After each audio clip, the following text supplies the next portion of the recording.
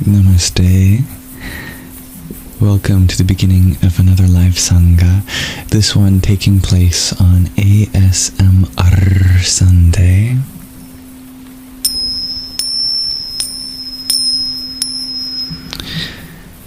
Om Bhurabhuvasvaha Tatsaviturvarenyam Bhargo Devasya Dhimahi Dhiyo Yonah Prachodayat. Welcome everyone who is coming in now.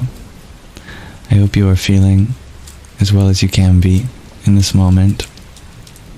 But if not, that's okay. My body is not feeling so good. A little sick myself. And dear Sky Guardian, you share that we're so in sync that you have also been sick all day today. Well, that makes two of us. But it's quite alright. I am not the body. I am not even the mind. And my body is still well enough to go live today, so I don't mind being here. But may you get the care you need, dear Sky Guardian, and feel better soon. May everyone who is under the weather, may we pray for their health at this moment. You took an Advil plus Tylenol. Well, I always remember you saying that your Guruji says, Ishvara provides the headache, Ishvara provides the painkiller. I was thinking of you and I took one earlier. Welcome out. Welcome Charles. Welcome J-Dog. And hello dear Luna. I trust you all are feeling as best as you can in this moment, whatever circumstances you may be facing. Remember that you always get to decide how you wish to be in this moment. You might not get to choose what you're being with, but how you are with it, that is something always in your control. Radhe Radhe, dear fallen angel. Since we are at the very beginning of our live, I'd love to set the intention of this space being a welcoming environment, open to everyone, regardless of background, identity, orientation, ethnicity, etc. May we come together as fellow students of life to uplift each other, relate in one another's experience, and share positive sentiments. Hello, dear Alexandra. Thank you for the follow, dear Shelby. And namaskaram, dear Ragnhildar. I'm grateful that you find softness here, dear Gazer. If that's how I pronounce your name, you can let me know. I'd also like to ensure that, on ASMR Sundays, I try to ensure an absolute relaxing atmosphere full of validation and affirmation. Good evening, dear Lizzie Rose. Kaiser. Are you early? Asks Doom Knight. You are just on time. It might seem like I am late because daylight savings just happened for me. Maybe it happened for some of you too. I live in one of those places where in the fall we set our clocks back an hour. So although I'm technically earlier than I was yesterday, for you I might actually be later.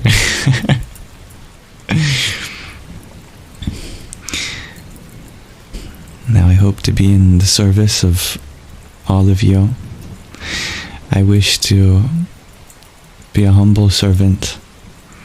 That is my nature, and I get the most meaning out of listening to what you're going through, being able to relate in my own experience, or affirming anything I can, especially on the spiritual path.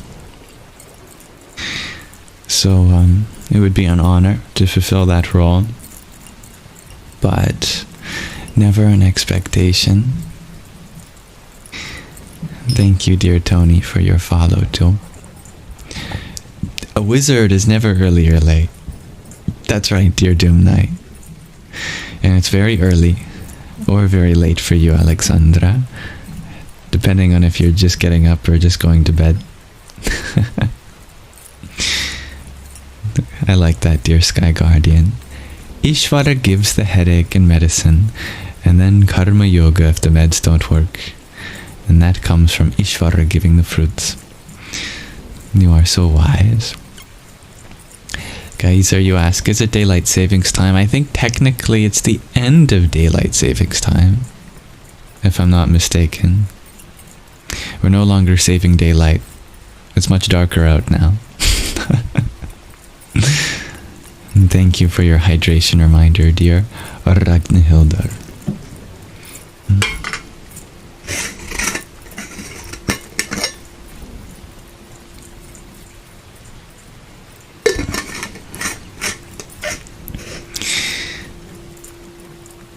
Then the final, well, it's the body that's sick, but I'm not the body. Yes. You've gone through all the different stages of understanding, dear Sky Guardian. You spent all your daylight, shares Doom Night. You spent it. I hope you spent it. It's good to spend time in daylight. Daylight is one of the best things you can have for your body. That's for sure. Good evening, dear Zenkra. So, now that I've gathered you all here today, I would like to read another chapter from our book, Hollywood to the Himalayas. And for those that come in while we're reading, if any of them is wondering why my attention is on the book,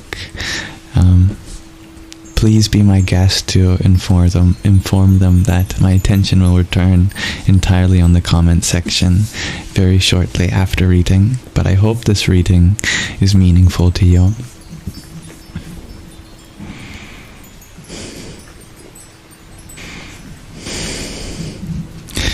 This is chapter 44. A door closes. I hope this reading relaxes you, as it is recorded on ASMR Sunday. December 2012. Living in India is a phase, an adventure I'm on. I can go back to real life whenever I want. I always viewed my life at the ashram this way. Yet, every time I sat on the banks of Ganga, I knew with beyond a doubt that this is where I'm from and where I'm meant to be. My love for India was deep. The immersion of my being felt nearly complete here. Almost every night, I'd lose myself in my Guru Puja Swamiji's singing in the Arti, merging my awareness with the sound of his voice, punctuated by the crashing and breaking of the river's waters on the marble steps. And after the night's final offering, I became one with the cracking of the logs in the yajna, the sacrificial fire. I can always go back to America, I assured myself. It is beautiful here, but difficult. Ecstatic, yet a non-stop struggle. My ego bounced up and down like an inflatable punching bag. No matter how hard you punch it, it bounces back, smiling and ready to take another hit. This is not the Indian way of thinking, my Guru Puja Swamiji told me every time I insisted or complained. You Americans will never understand, he said. Being born in well-lit, sterile hospitals, held by nurses and doctors first and only later by our mothers, We seem to have an internal compass drawn irresistibly to the pole of what I want, when I want, and how I want it. A honed tool for self-righteousness. Whenever my ego became especially unsettled, I'd tell myself, it's okay. We can go back to real life whenever we want. If it stops feeling right, we can leave and return to a normal life. The ego's strife waxed and waned for years, then appeared to settle into a faithful comfort in the choice of staying. As alluring as quote-unquote normal seemed, the call in my heart was to Ganga, to India, to the way the earth smelled in the rains, to losing myself in the sound of Pujya Swamiji's voice, and I was being invited to a worldwide to address events on themes ranging from spirituality to women's upliftment to entrepreneurship. I was being recognized as a spiritual leader, loving the travel, the events, and the satsang I held every evening, with crowds growing daily. It wasn't time for this phase of my life to end. There was plenty of time to return to normal, later, whenever I wanted. For now, Ganga called and I responded, and it was profoundly resonant. Then the hot flashes started. I was 41 and hadn't paid much attention to the unpredictability of my menstrual cycles. They weren't hugely erratic. I thought just 5 or 6 weeks between periods, then a second period 2 weeks after the first. That's odd, I thought, then forgot about it. The heat began gently. Early in 2012, suddenly, my body temperature, which always ran hot, felt like I was being cooked alive from the inside, as though someone had lit a Bunsen burner inside me on low heat, and slowly was turning the knob till every organ in my body seemed to be liquefying, and if I didn't tear my skin off, I'd burn from within. Is the changing color a little distracting? I can make it a little more stable.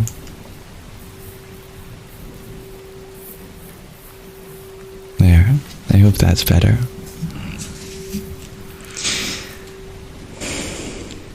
Ayurvedically, I am Pitta, heat, with some Vata, wind. So an airy movement of heat through the body, Ayurvedically speaking, was just my Pitta and Vata being aggravated. It was, after all, springtime turning into summer, but something was really off with my Pitta. I self-diagnosed, and I went to get medicine from the Ayurvedic doctor. I'm so hot, I told him, out of the blue. He gave me his usual black pills and brown powder. The sizes and shapes of the pills varied from ailment to ailment, as did the intricate mixture of powder. To me, it all looked and tasted like dirt, and this time, it didn't work. This doctor had been able to cure me of everything, from constipation to acne, to bronchitis to gallstones during my years in India. But he was unable to do anything for the heat.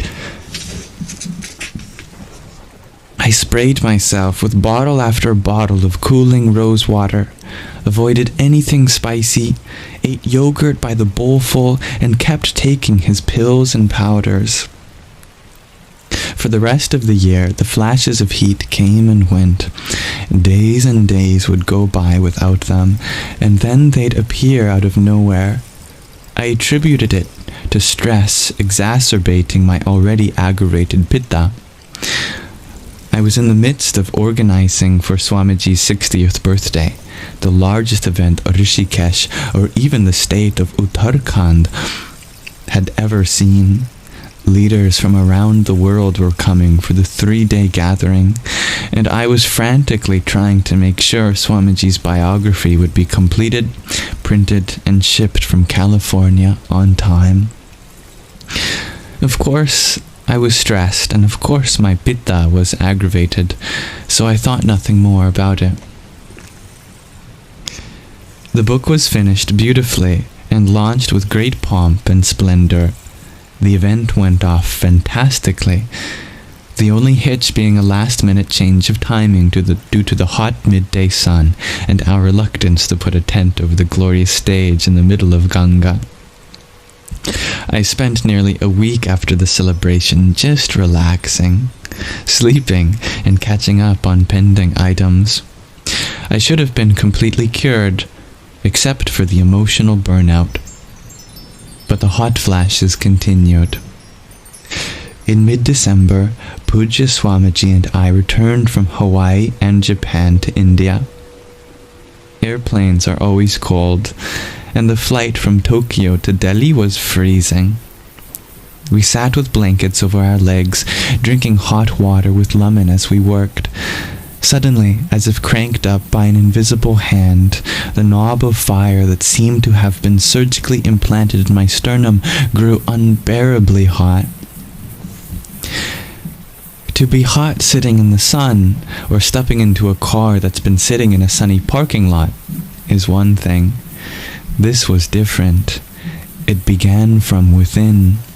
From the very blood nourishing my organs, muscles, bones, and eventually my skin. My blood was being boiled from the inside. Rather than flowing imperceptibly through arteries, veins, and capillaries, it began to bubble inside my veins like molten lava, melting the walls of the vessels. When it finally reached the surface with a frenzy of volcanic steam, the heat had built up such pressure that it erupted through my face, my neck, the top of my head, my chest, and my arms, and out of my eyeballs. I seemed to be crying, but I was simply melting. And as the frenetic river of boiling blood flowed through my body, the intensity of my other physical systems was amplified as well. My heart was racing, and my mind dashing feverishly about, up and down every possible pathway. I threw the blanket off my knees, turned on the overhead fan, and asked the flight attendant for a glass of ice water. As the cool air blew over me, the heat subsided, and the internal knob was gently turned down. My heart rate slowed, and my mind calmed. I could breathe and focus again. I turned off the overhead air, placed the blanket back over my knees, asked the flight attendant for a cup of hot water and lemon, and continued to work. Wow, these hot flashes sound very intense. I know what it's like to have a fever, of course. Be out in the hot sun, but stepping into a warm car, but it arising naturally. Well, as far as naturally goes for many women who experience menopause, I can only begin to imagine. I wonder if any of you can relate to dear Sadhviji, if it's typical to experience it that intensely. It is an important experience to share, dear Dr. Jenny. So many go through it. 30 minutes later, the cycle began again. Off with the blanket, on with the fan, and I panted for ice water as my heart beat furiously. After 3 or 4 more cycles of this, Pujya Swamiji, my guru, looked up from his papers and asked, "Ho kya raha hai tumko?" What in the world is happening to you? He'd been silently witnessing, perhaps, assuming that, as an indecisive, impulsive American, I just couldn't decide between ice water and hot water, blanket and fan. Finally, the oddity of my behavior caught his attention.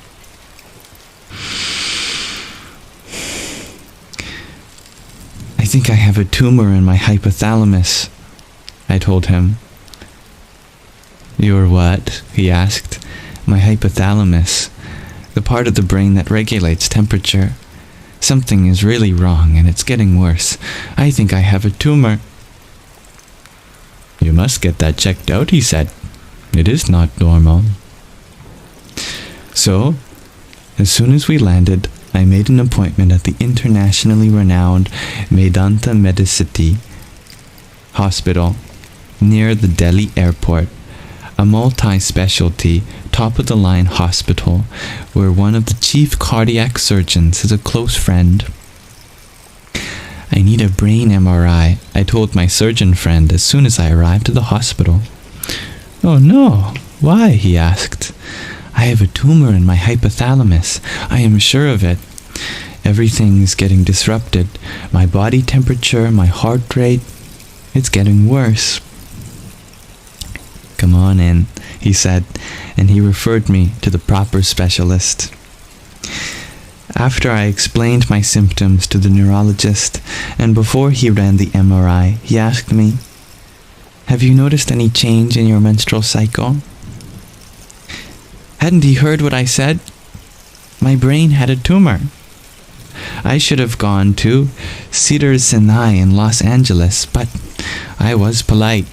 After all, I was a spiritual leader, and my cardiologist friend had pulled strings to get me this appointment. My menstrual cycle is fine, I replied calmly.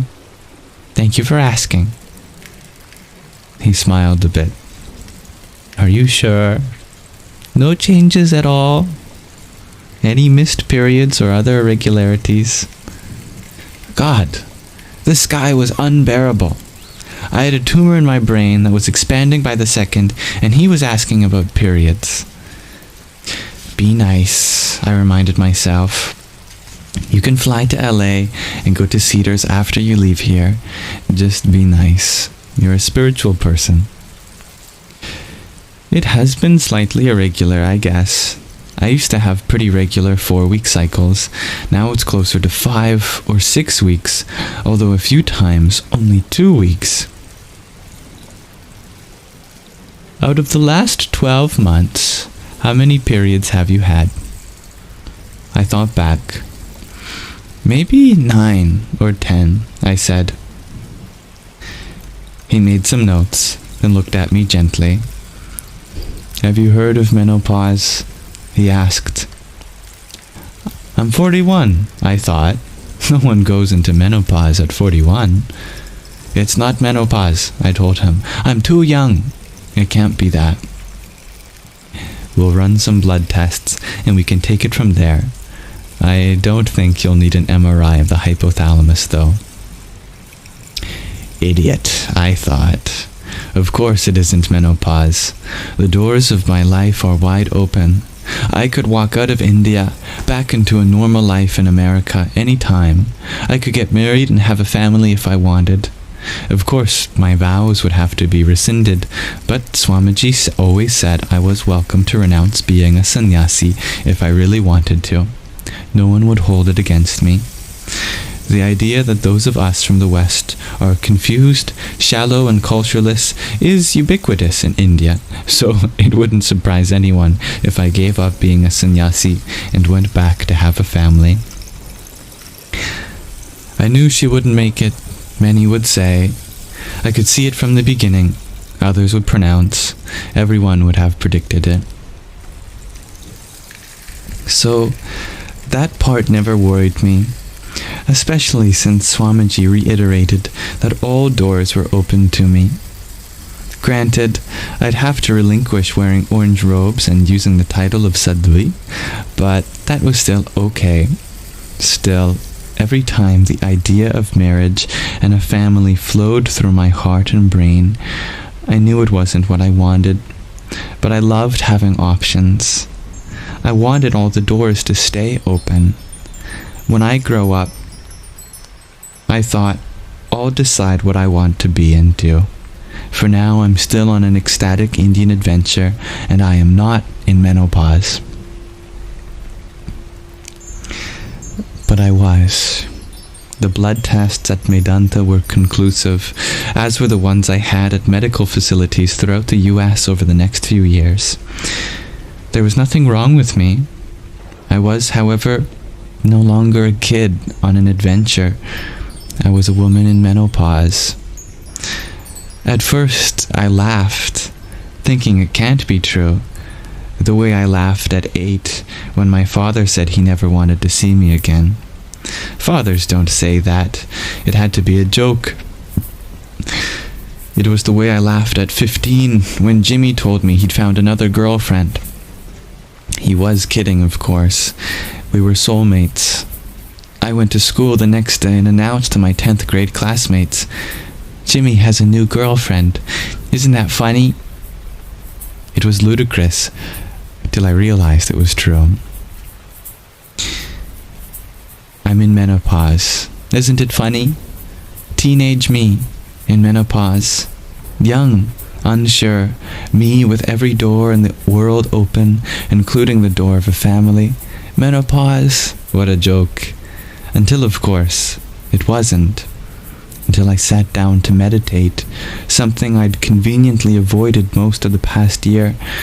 My excuse was needing more sleep, having been awakened during the night by hot flashes, but that wasn't it. I hadn't wanted to meditate because I hadn't wanted to face the truth.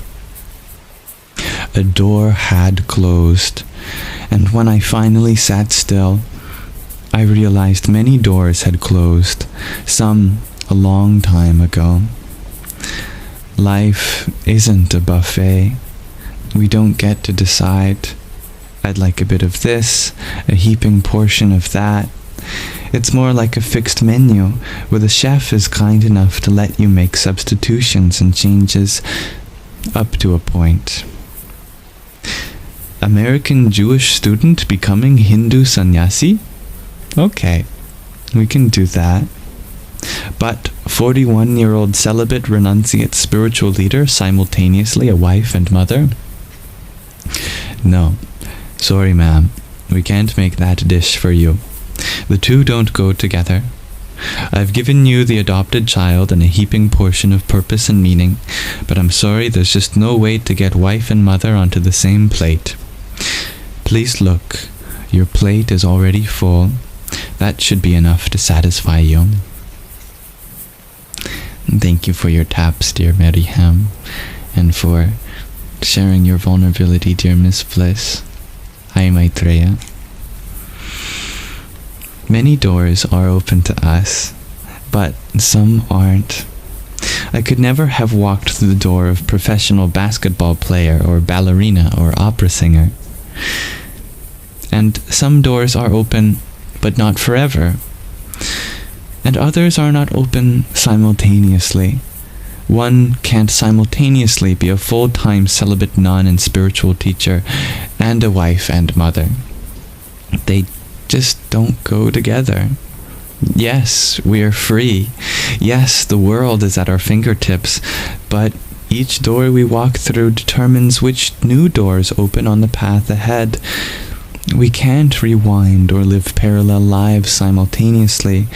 We can't be a nun here and a mother there. A message in so many inspirational books focuses on the ideas. You can have it all. You can do it all. You are all powerful. This, I believe, is a disservice. We can't have or do it all. We make choices, and some choices preclude others. Living in New York precludes living in New Zealand. Being a full-time surgeon precludes being a full-time bassist in a rock band. This doesn't mean we can't take vacations, have hobbies, or change our minds and take up something new. But the idea that right here, right now, we can have it all is delusional. We can't simultaneously live two lives, have two careers, and make two choices with the fullness of our being. The idea that we can only leads to disappointment. Yes, many doors of my life were still open. Yes, I could still choose a different path, but I could no longer pretend that being a sannyasi in India was a phase, a stage, or a temporary adventure. This was a door I'd walked through fully and consciously 17 years ago, and the choice had repercussions, some of which were irrevocable. Spiritual exaltation, personal transformation, and a lifetime in which I would not give birth to a child.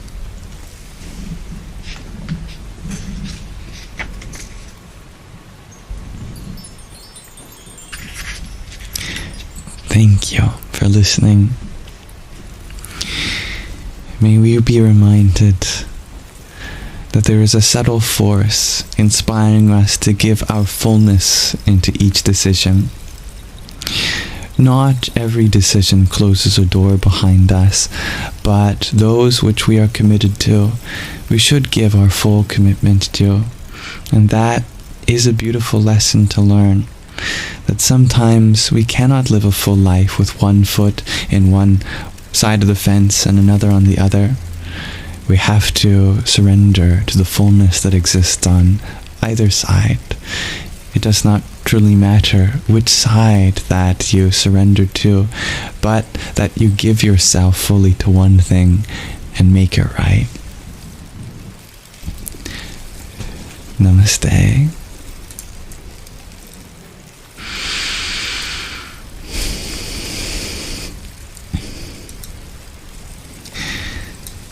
So thank you for listening, and welcome everyone who joined while we were reading. Hello, dear Anna Zach. And thank you to those who sent a gift while we were reading too.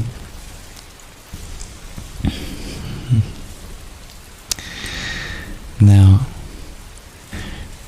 typically in our Shravana, our beginning third of Sangha dedicated to listening from a new perspective, I'd love to share something from Show and Tell. But all of the remaining show and tell items, which are from Maitreya, are very fun, upbeat songs, which we'll have to listen to on a day which isn't totally dedicated to relaxation, though they are wonderful. So we will transition now from Shravana to our Manana.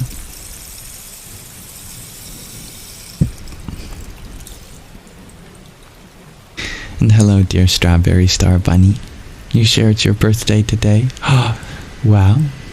Happy birthday, dear Strawberry Star Bunny. You and your sweetness is a beautiful addition to our Sangha, and I'm so grateful that on a day which is so important to you, you decided to share a little bit of that importance with us here. And that is truly an honor for me and everyone. Thank you. May you have many more, and may we reflect on the journey you've had around the sun in the last 365 days, how far you've come, the lessons you've learned, the wisdom you've gained, the healing and growth that has been made possible. Happy birthday.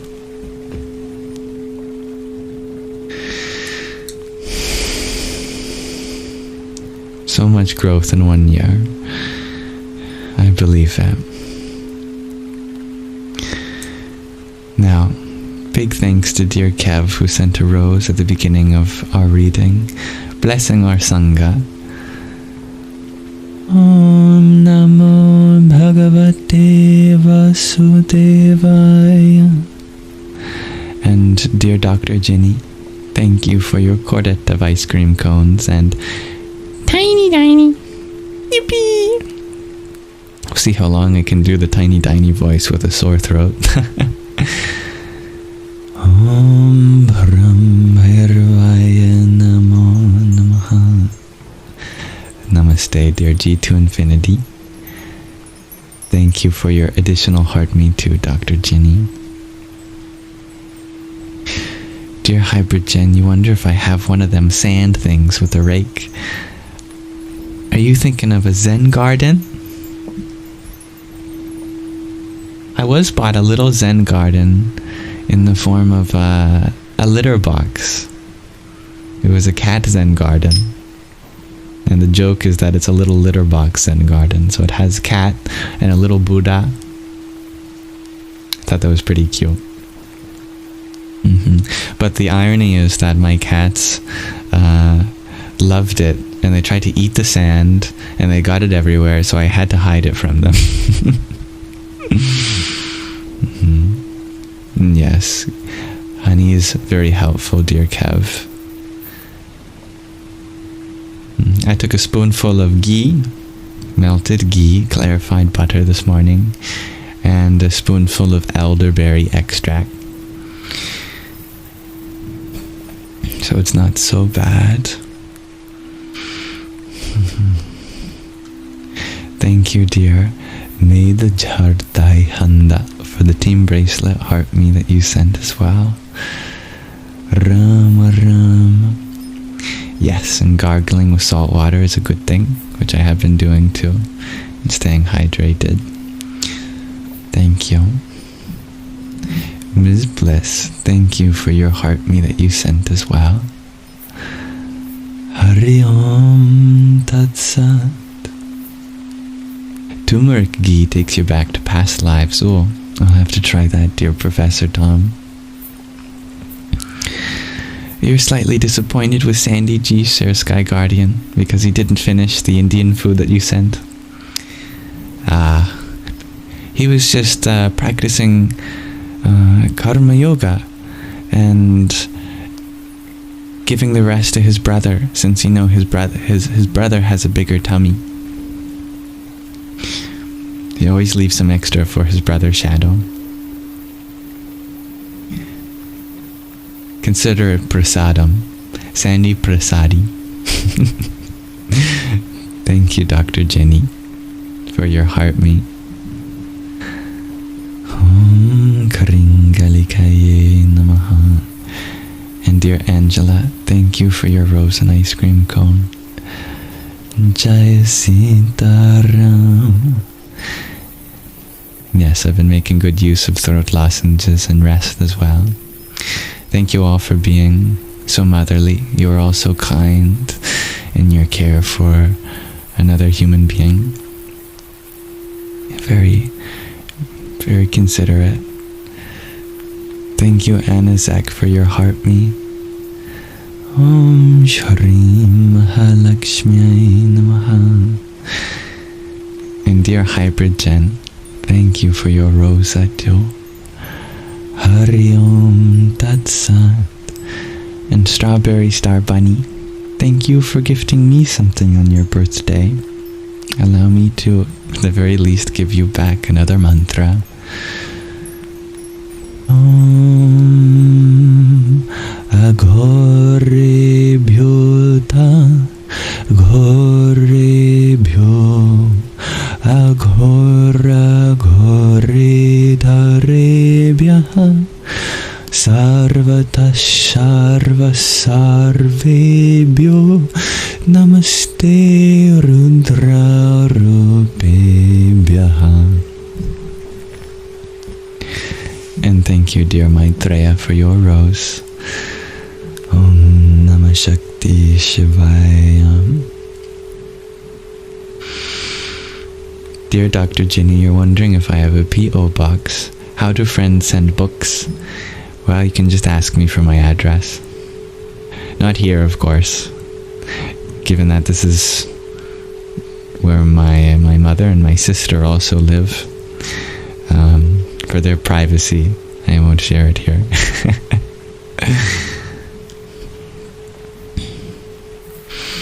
But even the intention of sending something is enough of a gift for me.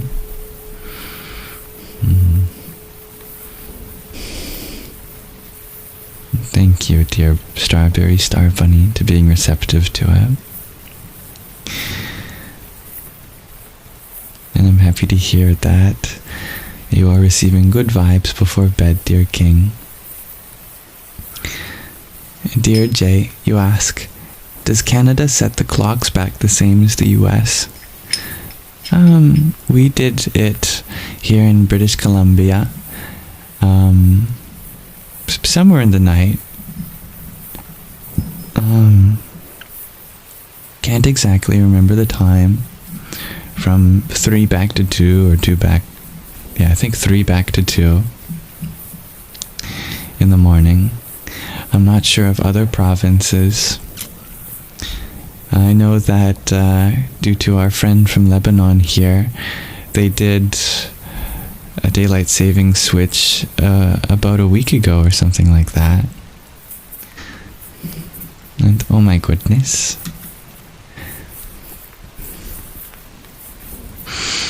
Om Vamadevaya Namo Jishtaya Nama Shrishtaya Namo Rudraya Namah Kalaya Namah Kalavikarnaya Namo Balaya Namo Balavikarnaya Namo Balapramatanaya Nama Sarva Bhuta Dhamanaya Namo Manon Manaya Namaha.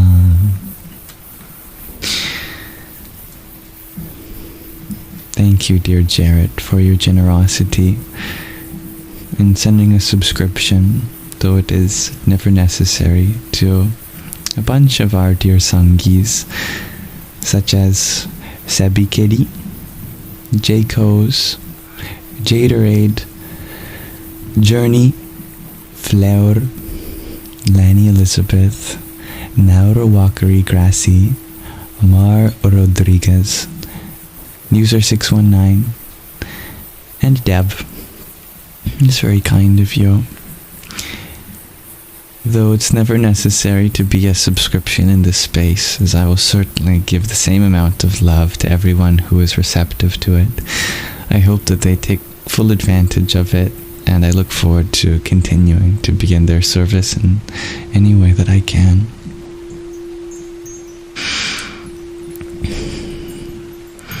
And thank you for your moderation, dear G to Infinity. Yes, this is a safe space for everyone. Please be mindful and respectful. If you're going through anything hard, that's understandable, but you always have the capacity to engage in kind words no matter what. And I hope what you're going through passes and that you feel better soon. And thank you, dear Jarrett, for your 1, 2, 3, 4, 5, 6, 7, 8, 9, 10, 11, 12, 13, 14, 15, I think if I counted right, hat and mustaches, which are still ongoing, it seems. I'm a part-time cowboy. Every second I'm a cowboy. Yeah, then I take a break. Yeehaw! Thank you, dear Jared, for your galaxy too. It's a very generous gift, which you certainly don't ever have to give, but I'm honored and I hope to use it to put value back into this space and make it one of even more growth and possibility for everyone.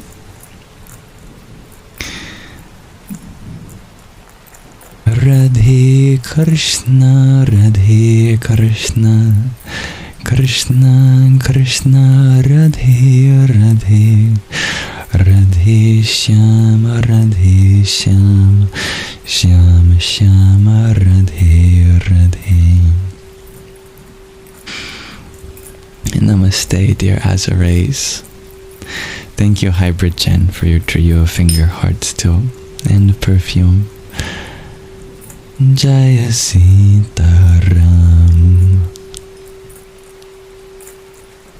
Hello, dear Leo. You ask, what's your advice on helping someone that suffers anxiety, clinically diagnosed?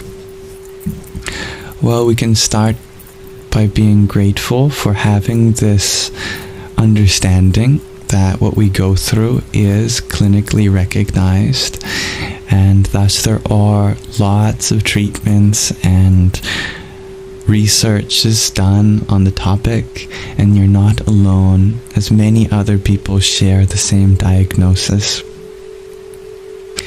Remember that this diagnosis does not define you. Anxiety occurs to you, but it is not of you. So remember not to identify with the limitation. Nobody is anxious in the sense of true beingness. No one is how they're feeling. How they're feeling might fit patterns that many other people go through as well, as a common challenge that many people face, and that's completely natural. So don't feel like this is something that you'll have to spend the rest of your life dealing with. Anxiety is a temporary challenge that people go through.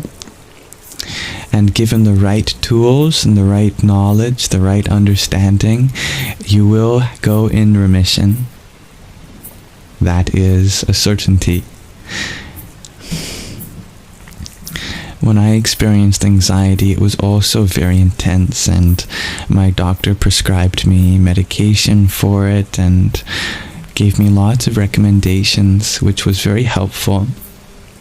But the thing that helped most of all was changing my own relationship to it, by understanding that it's not something that I have to avoid or run away from, something that I can understand and accept and even love. And the more I surrendered to the experience and allowed myself to go through it,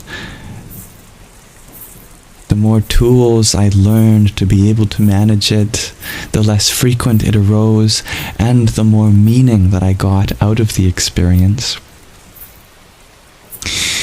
How you talk about it is one of the first steps. Change the way you talk about it from a limitation to a possibility. My first recommendation. Secondly, whenever it does arise, acknowledge it. Don't try to hide from the fact that it's there, and affirm that you're not anxious. It can be an obstacle that people try to affirm something else. Nope, I'm not anxious. Everything is perfectly fine. If you're not feeling like everything's perfectly fine, that's perfectly fine. You're completely allowed to be anxious. So the resistance to the anxiety is something that only increases its negative effects. Befriend it, invite it in, say, hello anxiety, how can I help? And talking to friends and family can be really beneficial too. Engaging yourself during that time rather than feeling frozen. And if you're feeling really brave, you can meditate on it. Only when you're ready, and you can crack open the seed from which it sprouts and burn it in the fire of your awareness. And I'll continue to be with you on every step of the way.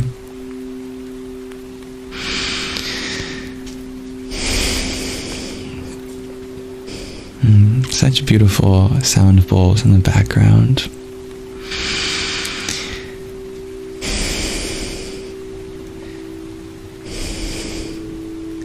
And thanks to dear Maitreya who sent a rose a few minutes ago.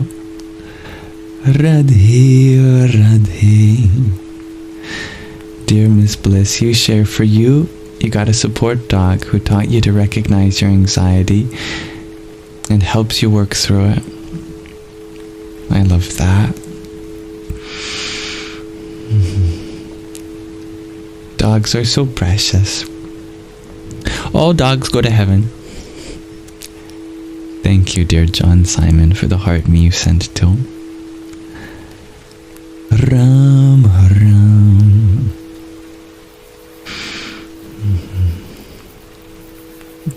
Dear Angela, thank you for the friendship necklace. Om Om Kring Kalikaye Namaha. And Hypergen, thank you for another perfume. I actually really love the smell of perfume. I know some people have sensitive noses and even some conditions in which their body reacts negatively to intense smells, but whenever someone walks past with perfume, I'm just put in such a meditative state. I feel like a flower has walked by. But of course it's never necessary. These people are beautiful in many ways innately. Thank you, dear DMF, for your quintet of perfume too. And 10 rosas. Radhe, Radhe.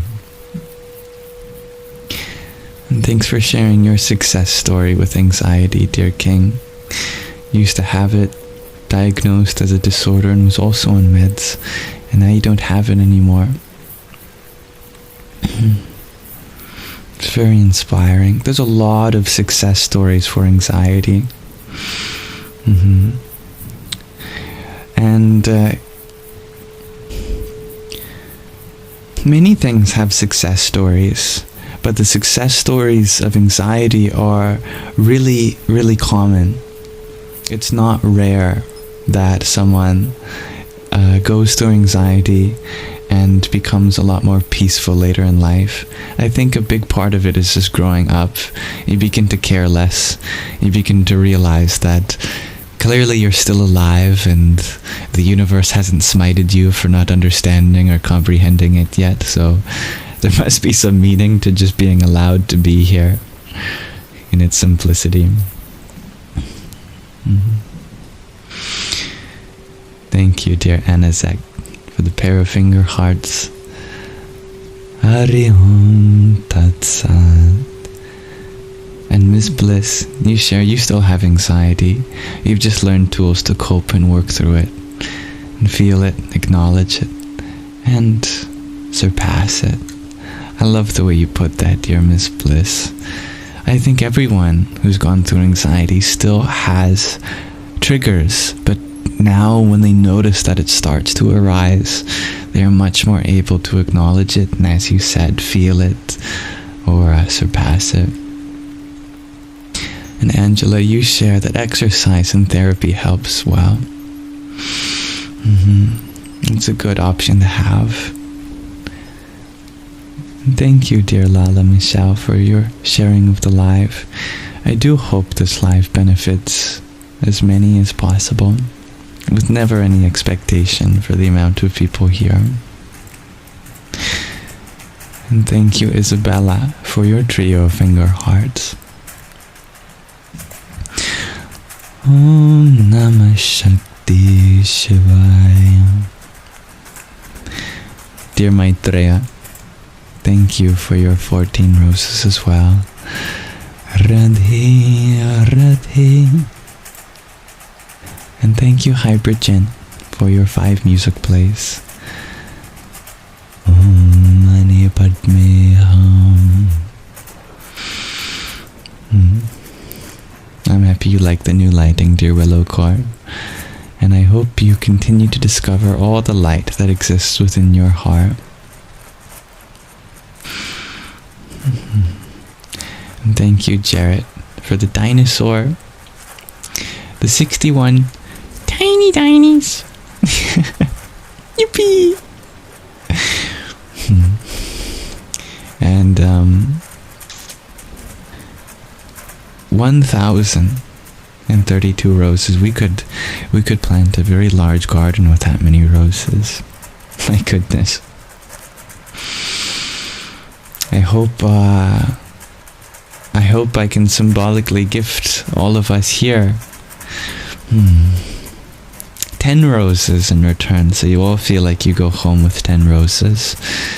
And those 10 roses are 10 affirmations that you are loved, you are supported, you are capable, you are lovable. How many is that? 4? You are shining light in the dark. You will get through this. You're not doing anything wrong that can't be fixed later. You have the power to change your destiny. You are beautiful inside and out. And you can help change the world. Those are my 10 roses for all of you. Thank you, dear Jared. Om Ishana Sarva Vidyanam Ishvara Sarva Bhutanam Brahma Dipati Brahmano Dipatir Brahma Shivo Mistu Saiva Sadashivam.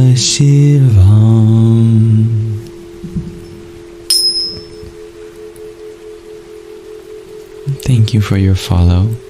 Oh, Roman numeral 9.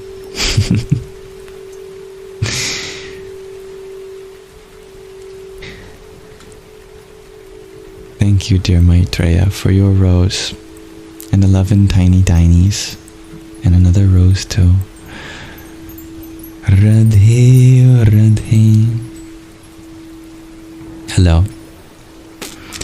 How are you?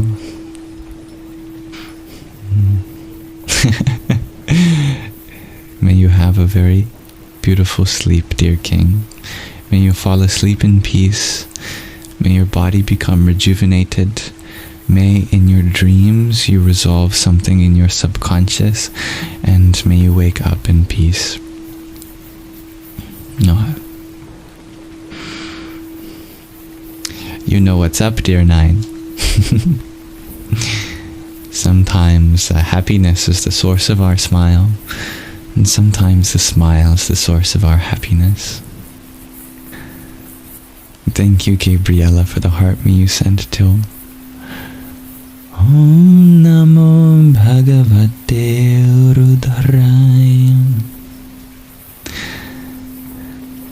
And dear Hybrid Jen, thank you for your 31 roses. What's gotten into all of you tonight?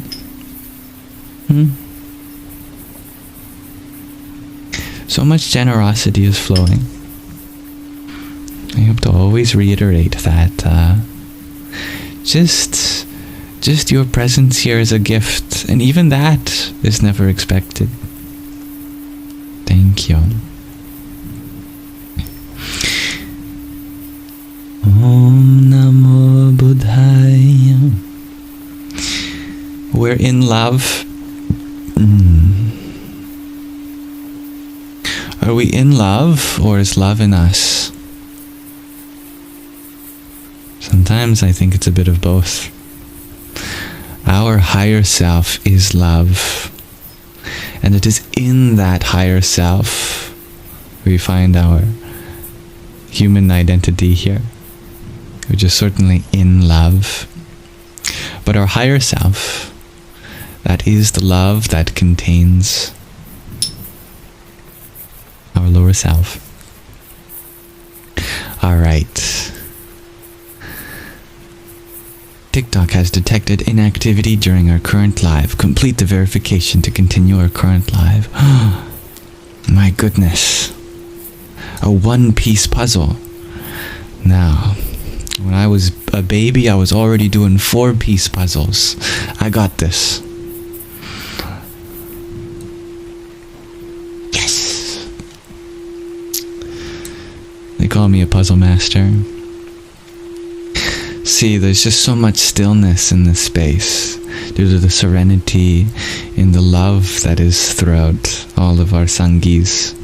That stillness is recognized as inactivity, but that stillness, don't let TikTok fool you, is very active. Thank you, Isabella, for your trio of roses too. Ram Ram. Have I told you all that I'm amazed at just how wise you all are? That I feel like I'm sitting before a council of the universe with all the experiences that you have within you. Truly, that is a treasure. I just wish some of you recognized that. The only flaw I see in you is that you could be kinder to yourself. And I'm gonna hold you accountable to that. Now I can do my part by being kinder to myself too. That's a learning journey. Thank you, Jarrett, for the fireworks and Nonetta finger hearts.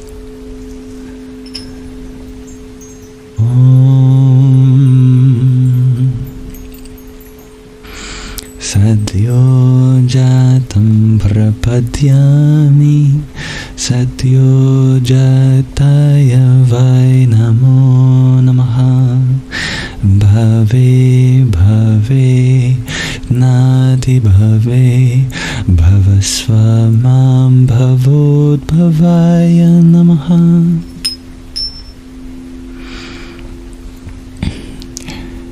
Thank you, Ms. Bliss, for the donut that you shared. Radhe, Radhe. And thank you, Hybrid Jen, for your love painting. Om Ganganapataye Namaha. It seems like the more I tell you not to give me gifts, the more gifts I receive. Sounds like the only way I can really not receive them is to tell me to give me everything. You ask for nothing, the universe gives you everything. You ask for everything, the universe gives you nothing. So, if I truly want nothing, I must ask for everything, though.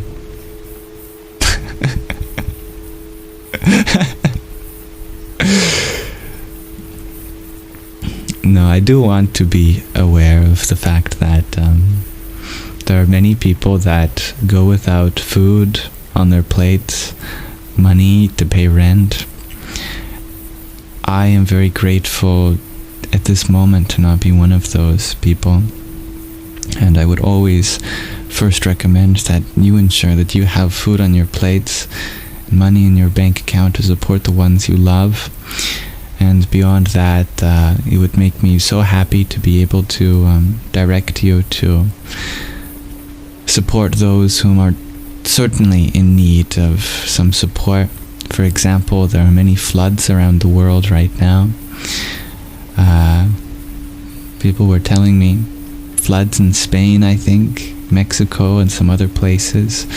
It's a wonderful thing to be able to support relief efforts around the world.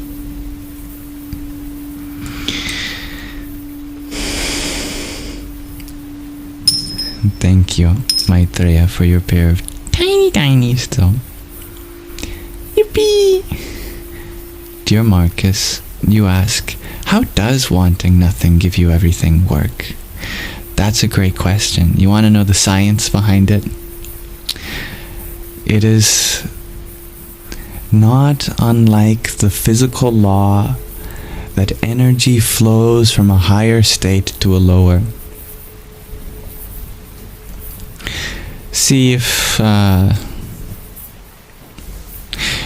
you have a cat in your house, a source of turbulence, and you leave that cat home alone for 24 hours, when you come back to your house, will you expect more things to be on the floor or more things to be now on the countertop? Will the number of the things that went lower in the house increase, or the number of things that went higher in the house?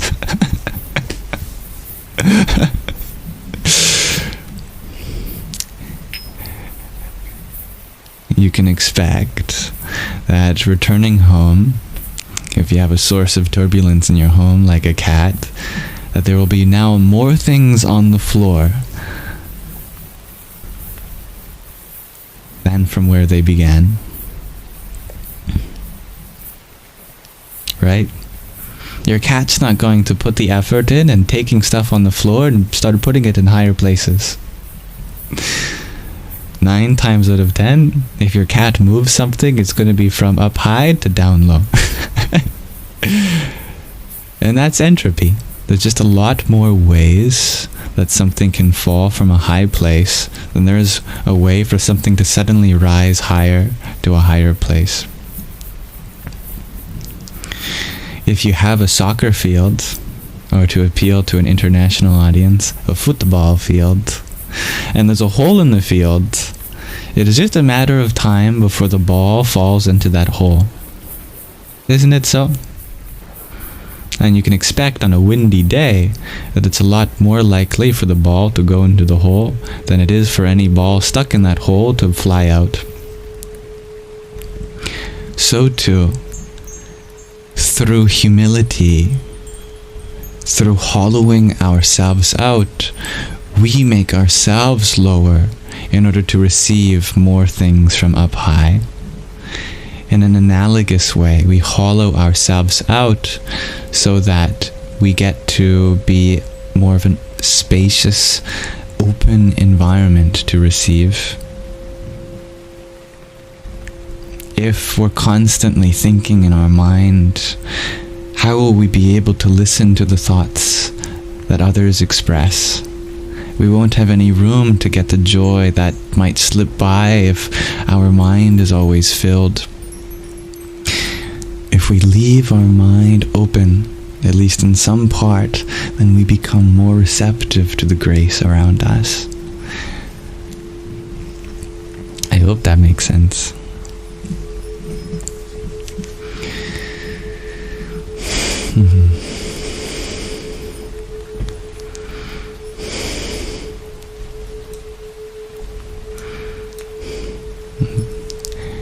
Sense be made. Thank you, Greg RG. Thank you for your wonderful question, dear Marcus. I hope your question benefits many people. Thank you for your tappy taps, dear Maddie Hum. Also, just an unnecessary engaging, an unnecessary way to engage. I'm happy to have you here, regardless of if you tap on your screen. But I hear that it does help push the live stream to a wider audience. And so if you feel others may benefit from that, then that is a beautiful thing. Thank you. And thank you, Maitreya, for your pair of tiny dinies earlier. Yahoo! And Isabella, thank you for your finger heart. Radhe, Radhe. And I'm so happy that you have so much love, dear Madeleines. And I just hope with all my heart that you recognize that everything that is lovable about another is something lovable within ourselves too, just maybe expressed in a different way.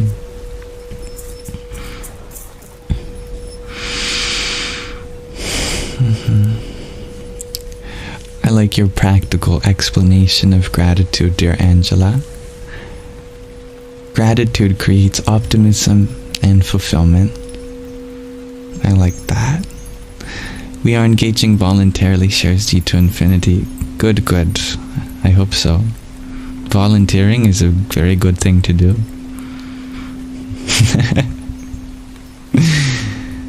Always live life consciously.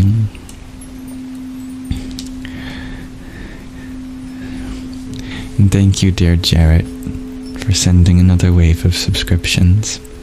To Hannah Mary, 961, in fact. Nacho Biz, user 544. Marilynette Charlie, Musketeer, Spence, Monty 517, Georgia Hammond, Dave Swittick, and Jacqueline Ramiro.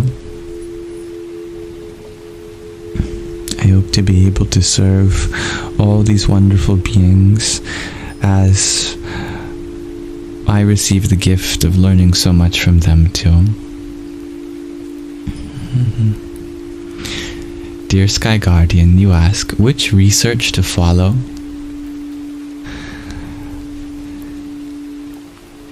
We shall follow the research that points the way to new possibilities and try to learn from a diverse background of sources so that we are non-biased in the information that comes our way. To really receive a full understanding of anything, we have to look at it from many different angles to build a 3D image of it in our mind. Just like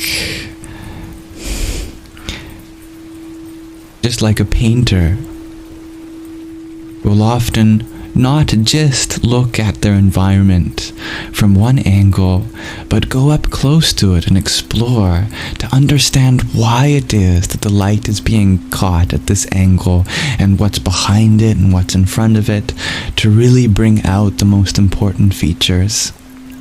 Even if you end up finding an expression of beauty along one perspective, they will still appreciate other perspectives as that adds to their own.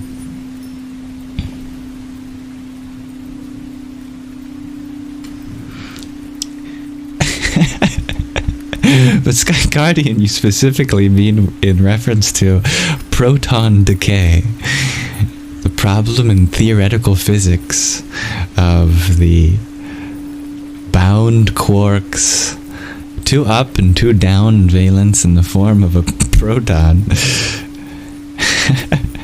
That's funny. Let's see.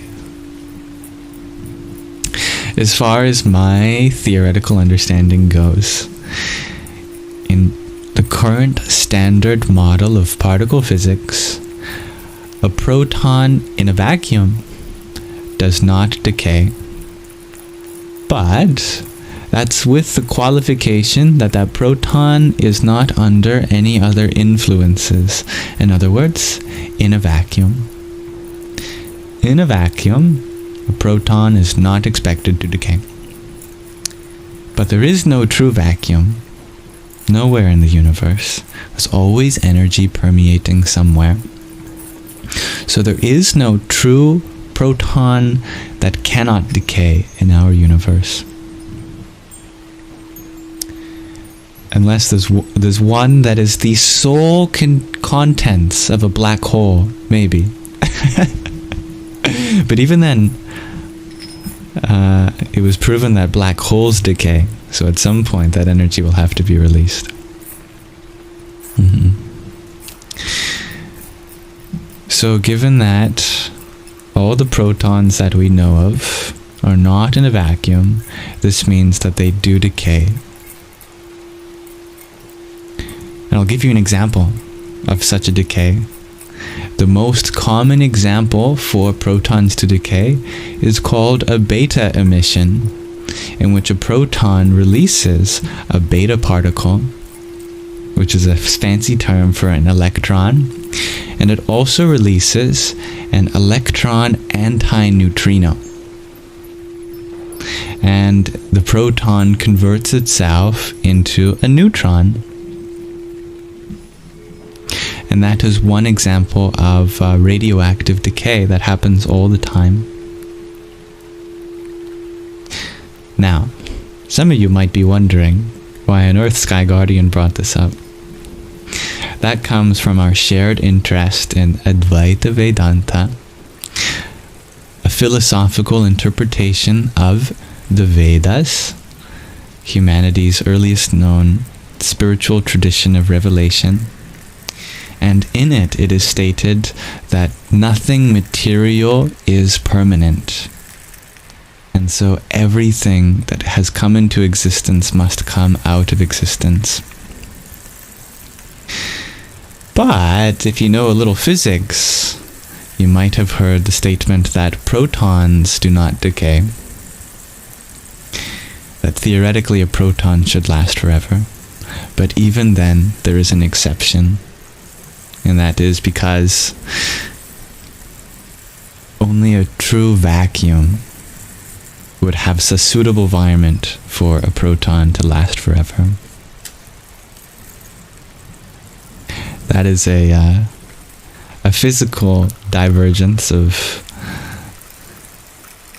our conversation from my history of being a nerd. I do have a physics shirt on, actually. I don't know if you can see it. It might be below the chat for you. But it says, "May the force be with you." But instead of force, we have the equation for force. The vector of force is equal to mass times the change in the vector of velocity relative to the change in time.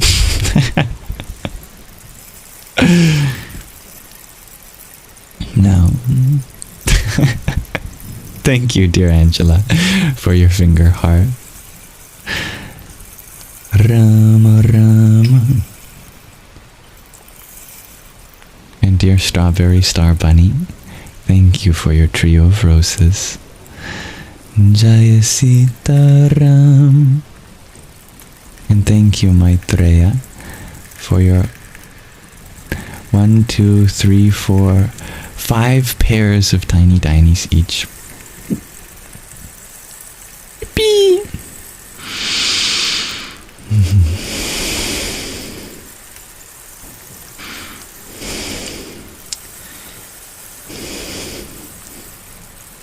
And thank you, dear Isabella, for your finger heart. Om Shri Mahalakshmi Namaha. Just add another point. It's very similar to the statement that light always travels at the same constant speed. Asterisk, in a vacuum. But if light is traveling through any other medium, it will travel slower than 299,000 and whatever kilometers per hour.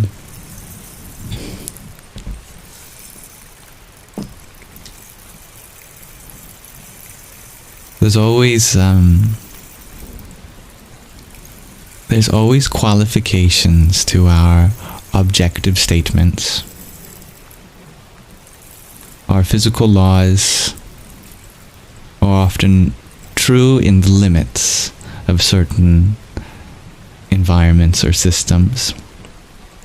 But as with most things in life, nothing is so simple. There's always some nuance involved, but we have to take some shortcuts, especially in our teaching, to be able to convey certain subjects, even if the colloquial knowledge becomes biased by that.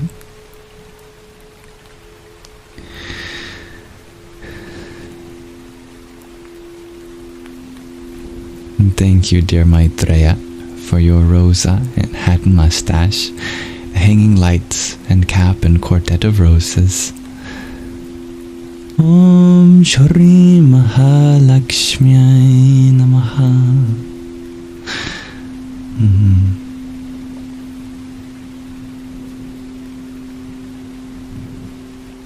Sounds like perhaps not everyone knows the story of the Prophet Muhammad.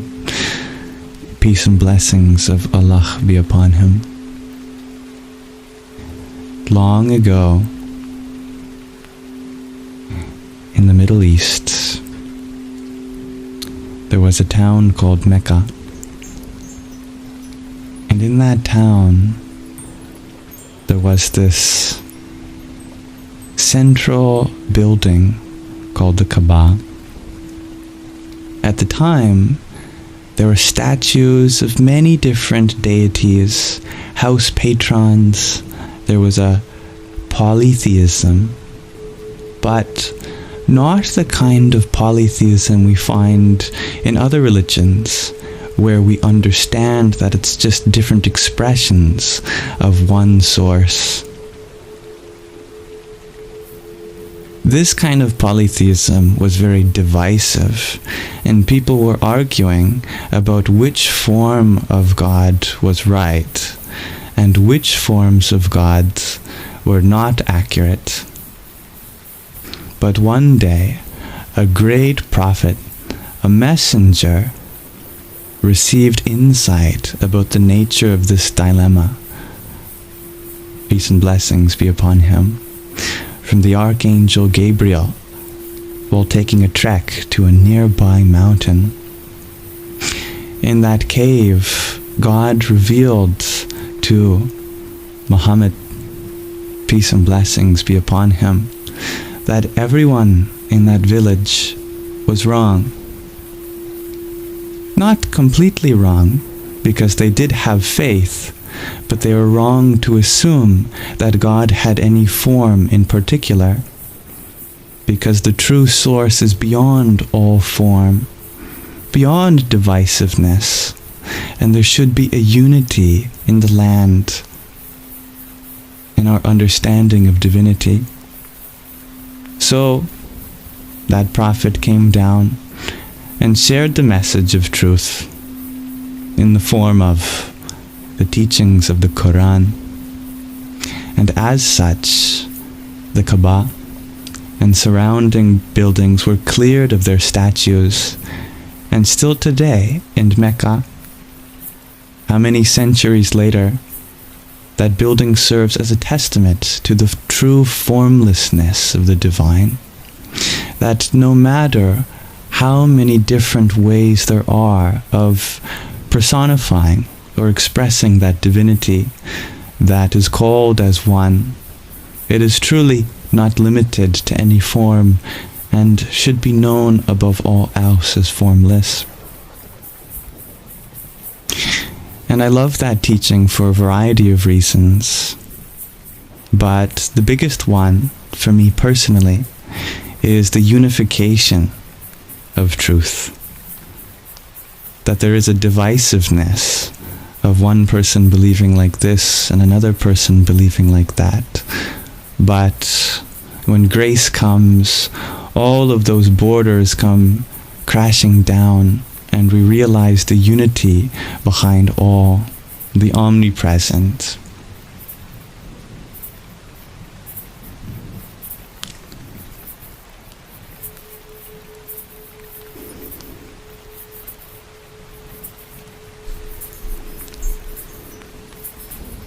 Assalamu alaikum.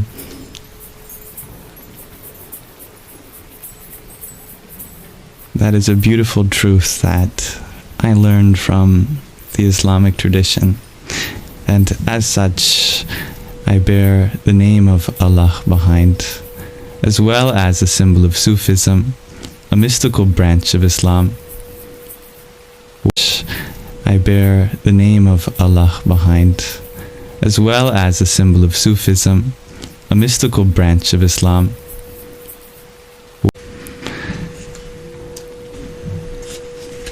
As soon as my connection returns, I think it would be a good time to read a poem from one such Muslim, a Sufi mystic named Rumi, who lived in the 13th century.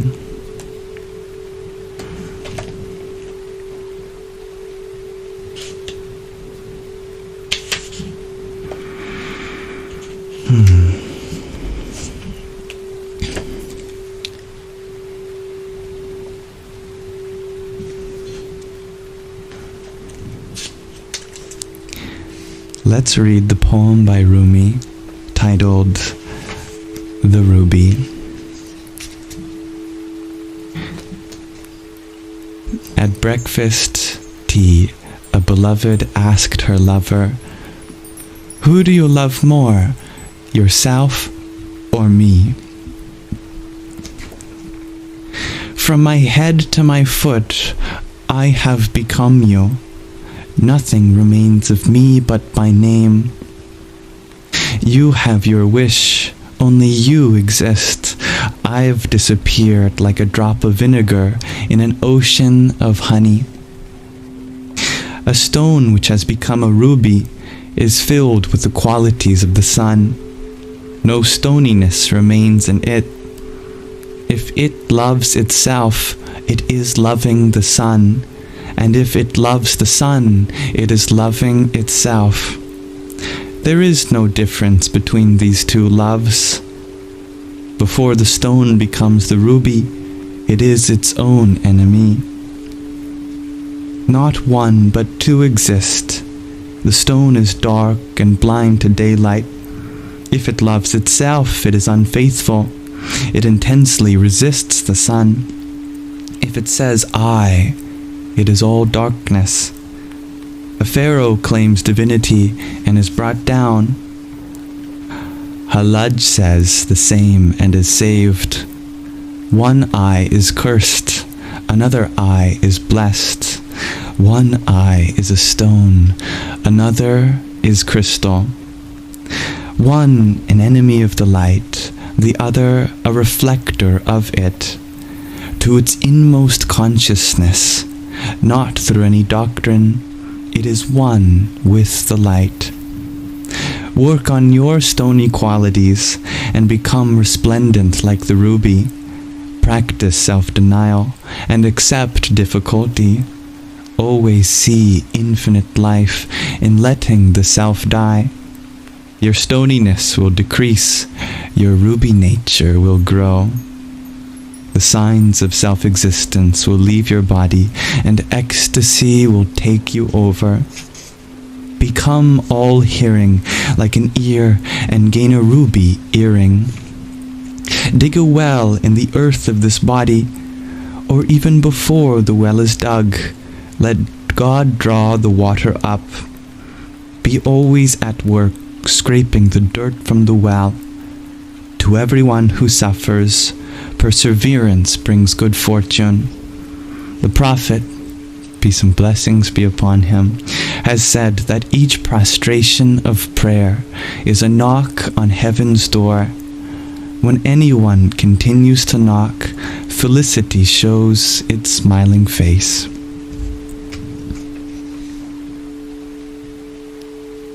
Mashallah. Thank you for listening.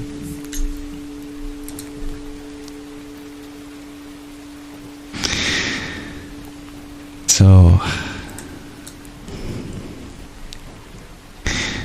please be affirmed that if you ever see a symbol of your own faith behind me, it is not in comparison that I bring these signs together, but in harmony, for each one of them carries a blessing which is one with another, and I'm honored to continue to learn from each one as we continue to ascend to our Mother, our Father.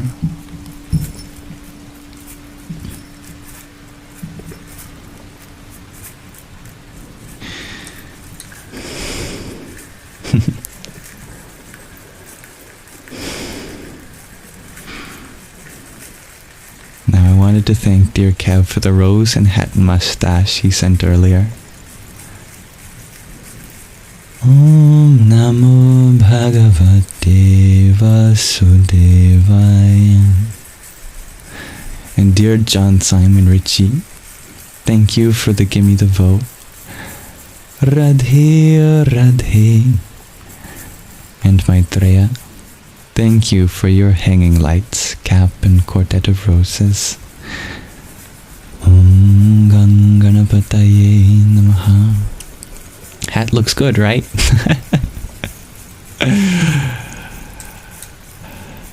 I am grateful to be painted in any light whatsoever.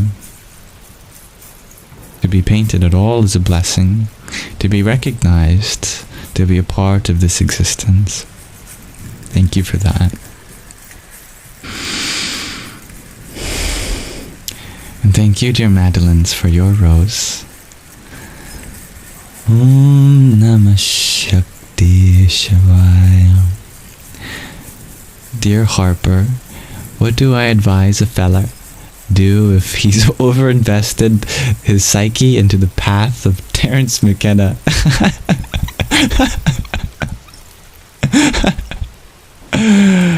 What a genuine question. look up the interview between Terence McKenna and Ram Dass, and you'll find a beautiful expansion from Terence McKenna's perspective into Ram Dass's. In it, they go beyond the spirituality of psychedelics, and Ram Dass even claims that maybe the work of psychedelics has already done its job, and there's something more waiting for us.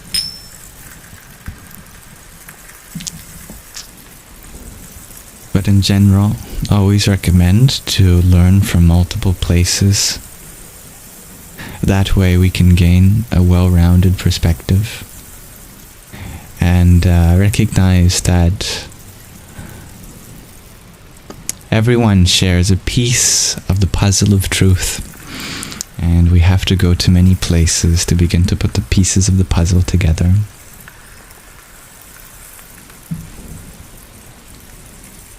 You've watched that, Maitreya? It's a wonderful interview. Thank you, dear Madeleines, for the rose you sent. Radhe, Radhe. And thank you, Anazek, for your 10 roses. Om Gham Jahnavyai Namaha. Up the freeway. Thank you for your heart me, and I hope we continue up in our journeys to become free, whichever way we choose. Isabella, thank you for your finger heart. Om Bhurbhuvasvaha Tatsaviturvarenyam Bhargo Devasya Dhimahi Dhiyo Yonah Prachodayat.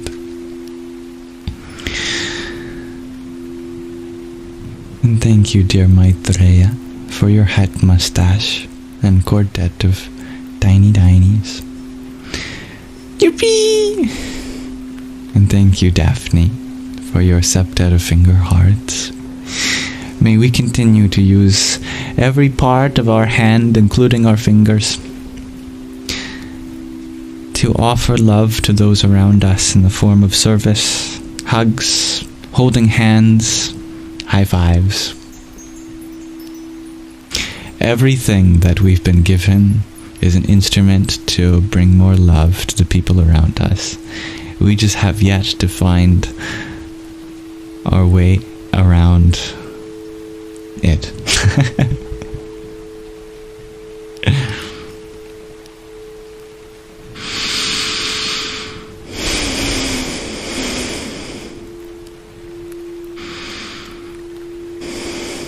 I have a question of the day for all of us today. Today I wonder, what can one do when feeling like an opportunity is over?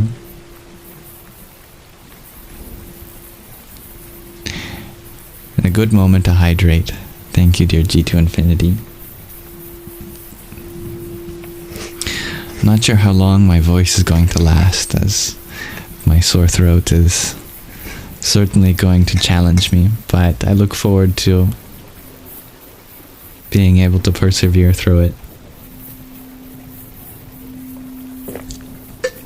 Daphne, you ask, what kind of opportunity? The kind of opportunity in which it benefits us to ask about what we can do when it passes. Lest we become distraught for any reason.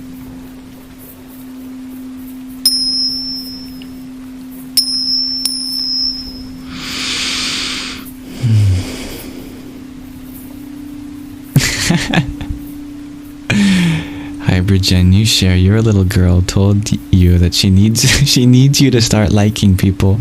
You replied, "Ha, you and God both." Then you tripped, so you take it seriously now. Of course. And she and God are not as different as it may seem. Many children speak on behalf of the divine, since their words are so pure, they easily carry such messages.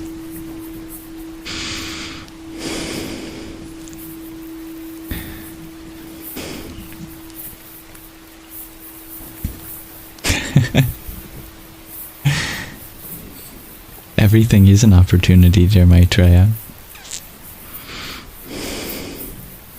Dear Daphne, you share, perhaps that's our lesson, that everything passes. Well said. You can find meaning in that. Opportunity can be anything then? Asked G to Infinity. Indeed. We can make a different choice, shares Kev. I like that. There's always another choice available. And dear Maitreya, you share, move on, because life is constant change. A good opportunity to let go.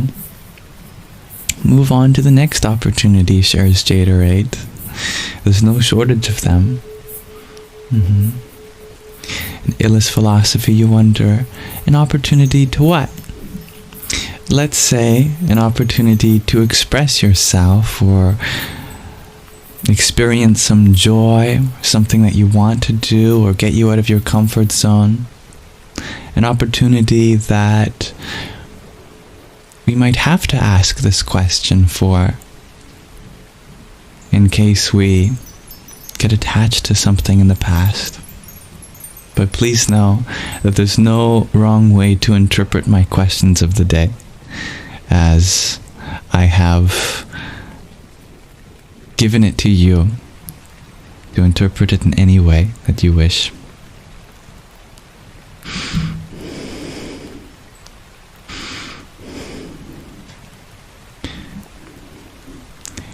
Dear Daphne, you agree that every opportunity, let me scroll up to read the rest, unfolds perfectly as it should every experience. I like how you see the perfection in the flow of life. In G to Infinity, you believe that one never misses an opportunity if truly meant for you. I like that. I like the way many challenge the premise. And dear Isabella, you share to start a new adventure and see where that path leads, then get messy with mud. I like that.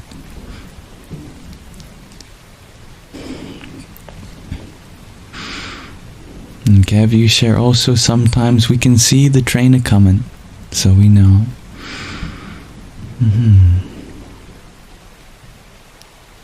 Recognize, surrender, accept. Beautifully said. And dear Angela, you share we can celebrate what we learned from opportunity. Even the opportunity itself can be a source of lesson. I like that. And I like the way that illest philosophy interprets it. There is no opportunity. There only is what happens. In that case, it can't ever be over, nor has it ever begun. It is eternal. In Crossfires, you share, maybe that opportunity exists in a parallel universe. If not, then, well, you must move forward. Indeed. And dear Isabella, you share to run away. Angel, you share just allowing to find peace and to be at peace no matter the outcome. Beautiful. That is the true spirit of Karma Yoga. Thank you for your greetings and love from South Africa, dear Anton. And this too shall pass, shares Alyssa, and that too, and that too, and that one, and that one, and that too. And dear Angela, you share, we can consider what we would like to now pursue. I like that. An opportunity for something new.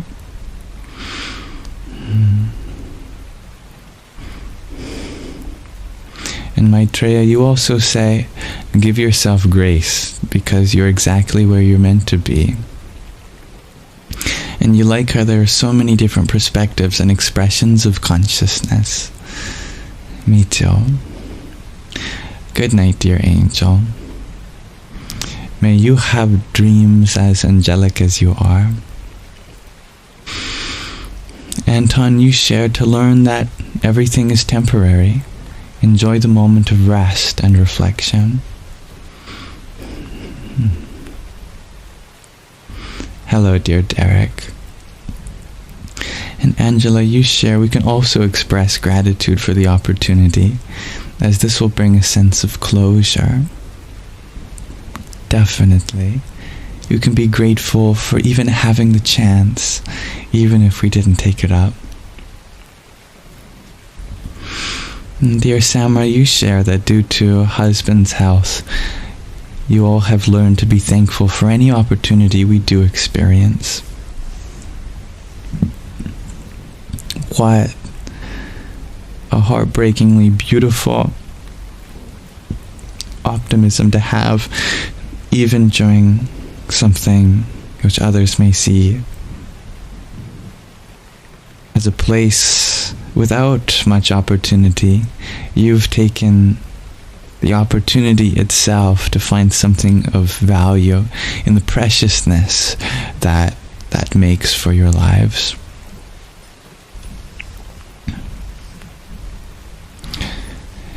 Thank you, dear Maitreya, for your quintet of roses. Om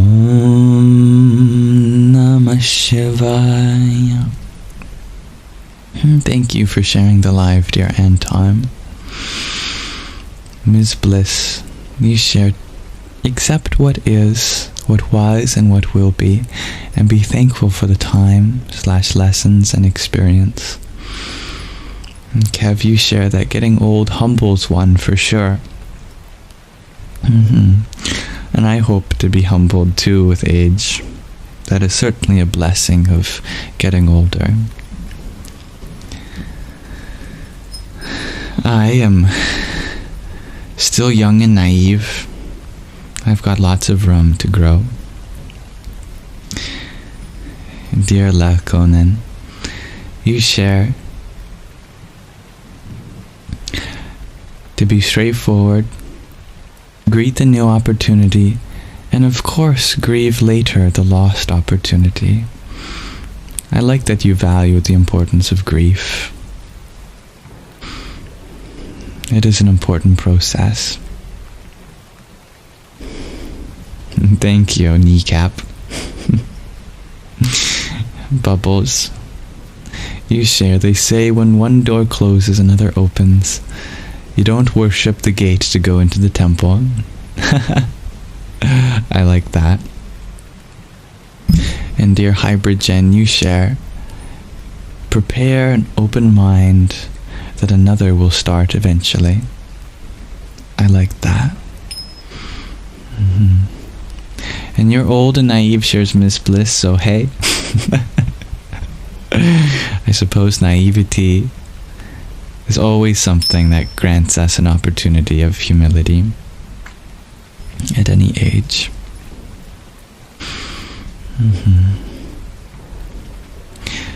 Dear someone with a beautiful Greek name, I may not know how to pronounce your name, but I think I can point out the Greek letters. We've got an iota, hopefully, a eta, sigma,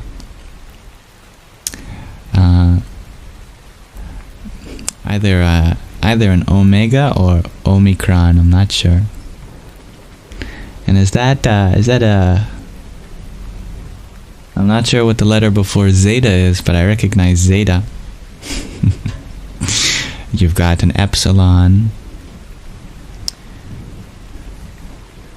an alpha, kappa, rho,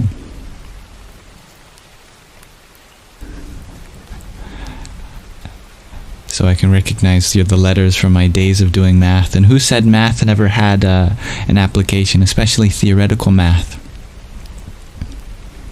See, once mathematicians use up all the English letters, they start using Greek letters. And once they use up all the Greek letters, they started using Hebrew letters. So, a mathematician begins to become aware of the alphabets around the world because they use up their own. But you had asked, what religion am I? My religion is humanity. And in my humanity contains all religions.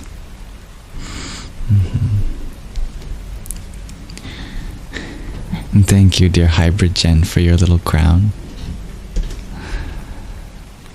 Om Namah Karlim Ambita Me Shrin Nadita Me Hrin Devita Me Aim Sarasvatyai Swaha. And I wish everyone success in whatever faith or tradition they follow. And I'd love to see a world with more religious tolerance and inclusivity and the ability to coexist.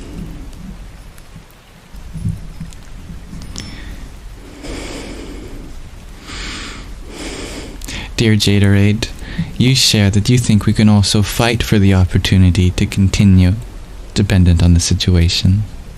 Yes, sometimes you have to fight for that opportunity.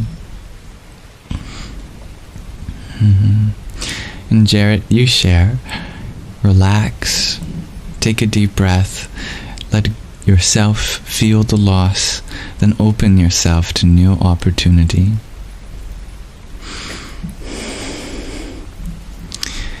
Jared is simultaneously generous and wise.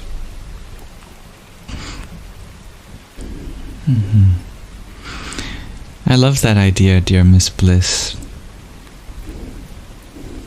that we can trace many religions back to a common source, just as we can trace many things to a common source.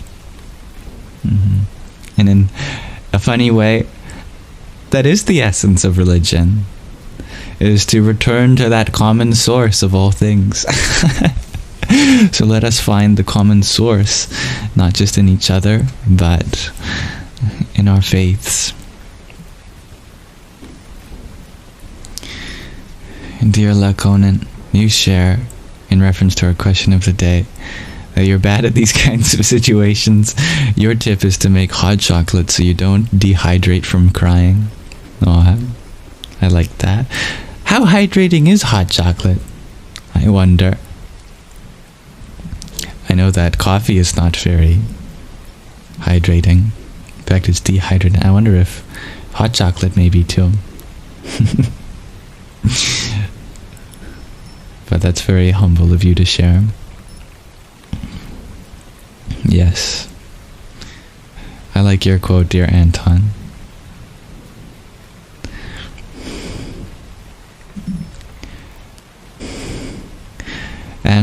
And the ones that certainly reach the top of the mountain are the ones that inspired truth in every path that they came across.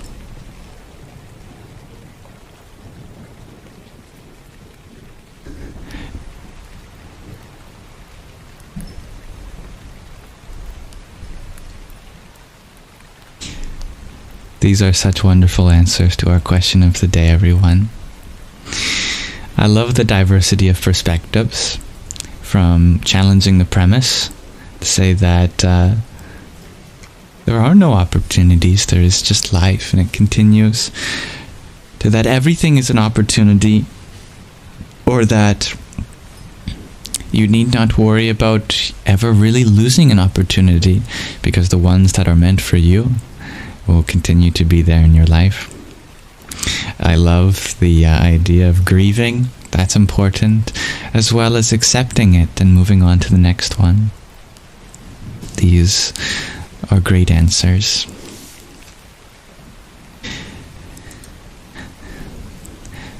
Goodbye, O1 with a beautiful Greek name that you'll have to tell me how to pronounce next time.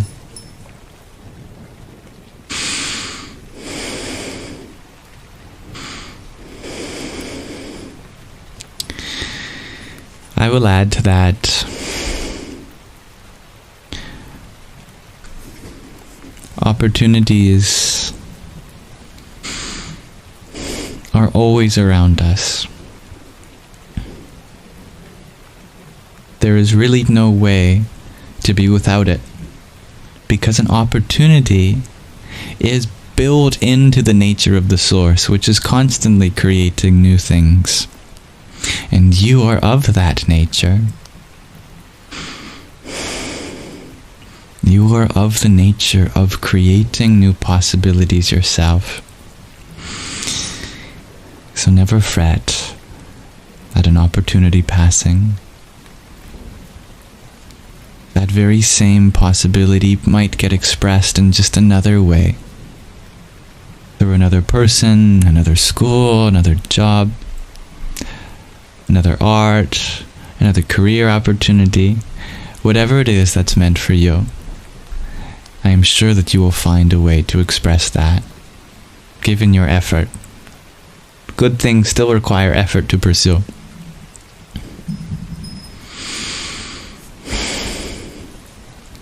And how have I managed my opportunities? G2 Infinity asks. I think forgiveness can be one of the most helpful things. I often held myself guilty to so many opportunities that people saw for me. And so forgiveness of myself for finding my own way, has really healed a lot of that guilt.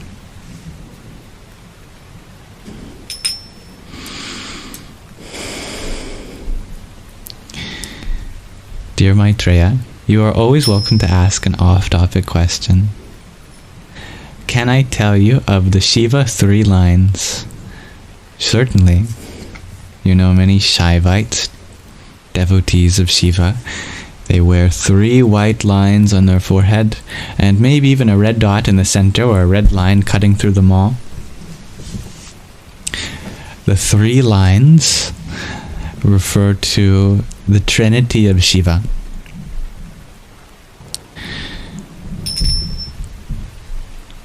Many people are aware that Śiva is a member of a trinity of deities. There is the form of the divine known as the creator. There is the form of the divine known as the sustainer. And there is the form of the divine known as the dissoluter, or dissolver. The one who dissolves. Sometimes it's translated as the destroyer, but I don't think we use the word destroy in the same way that Śiva encapsulates, which is that third divinity. But a true Shaivite is not one that worships Śiva just as a destroyer. Any devotee of any form of the divine begins to become aware that it's the same divinity existing within all forms. So the 3 lines represent the realization that Śiva represents also the creator. Śiva represents also the sustainer. In the same way that a Vaishnavite, a worshipper of Vishnu, the form of the divine as the sustainer, begins to realize that Vishnu is also a destroyer and also a creator. As you become deeply immersed in your faith, you start to see all the other forms of the divine in that divinity. And so the 3 lines represent that Śiva is not just one of the members of the Trinity, he is the whole Trinity. that Trinity, if we want to go even deeper, stems from the 3 gunas of material existence. Many people are aware of the 5 elements, but the 5 elements are not enough to create existence. You also need some energy to animate those 5 elements. So along with space, air, fire, water, and air, there are 3 energies: Rajas, Sattva, and Tamas. Those 3 energies can loosely be translated to the energy of activity, creation, passion, intensity. That's Rajas. And the creator is the form of that. That energy can take the form of balancing, stabilizing, purification, sustenance, and that's Sattva.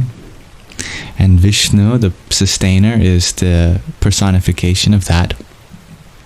Or that energy can take the form of something which dissolves or reduces, simplifies, covers, destroys, that sort of essence.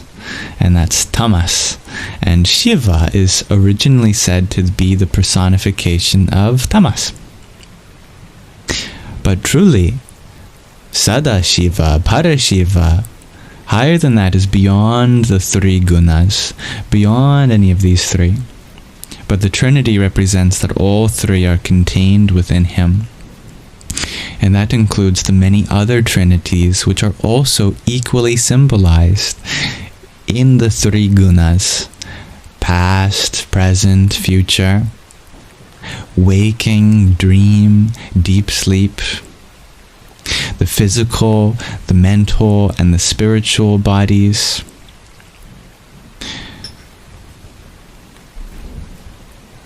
I feel like there's another big one. Those are the main forms of the Trinities. All of those forms of the Trinities are all encapsulated in the 3 lines that Shaivites wear on their forehead, as is the staff of Śiva that has 3 prongs. Did I say Thomas, the tank engine? Tamas, Tamas, one of the Sanskrit words for darkness, literally speaking. That's a great translation of those 3. Darkness, movement, and lightness, shares Alyssa. Purity, energy, and lethargy. There are many, many different translations because every single thing in this universe is said to be animated by Tamas, Rajas, or Sattva. And as such, there are many different analogies we can make between things that are predominantly tamasic, rajasic, or sattvic, and the corresponding so-called gunas.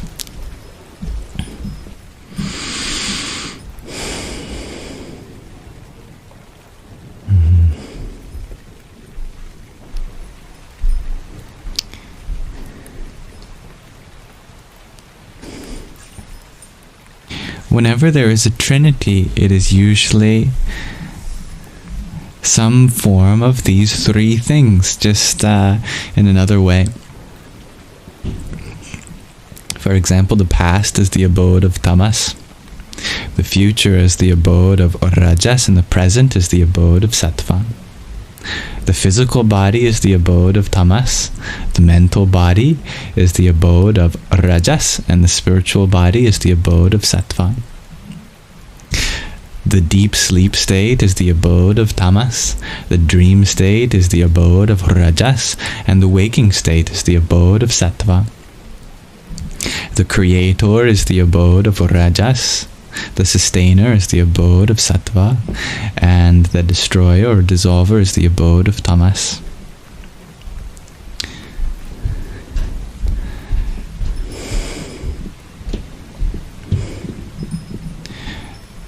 So, all of those things refer to the Trinity of material existence. But as Maitreya begins to point out, there is a fourth called Turiya. And that's literally what Turiya means, the fourth. That is the source of all three. That is the nature of Brahman. Whereas Nirguna Brahman specifically, Nirguna Brahman is beyond the gunas. That's why we call it Nirguna, beyond the three gunas. But Saguna Brahman, with the gunas, is the form of the material universe. Turiya, the fourth, refers to that which is beyond the gunas, Nirguna. And that is the ultimate nature of things, to be understood beyond the limitations of creation, sustenance, or destruction.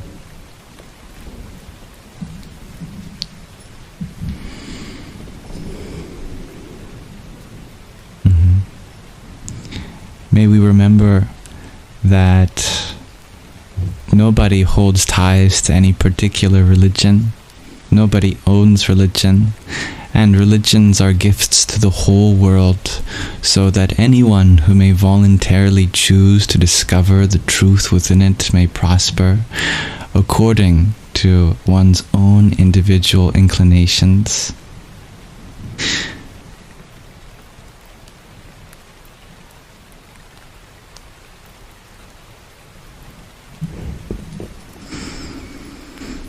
That's a beautiful mantra, dear Alyssa. Gate, gate, paragate, parasangate, bodhisvaha.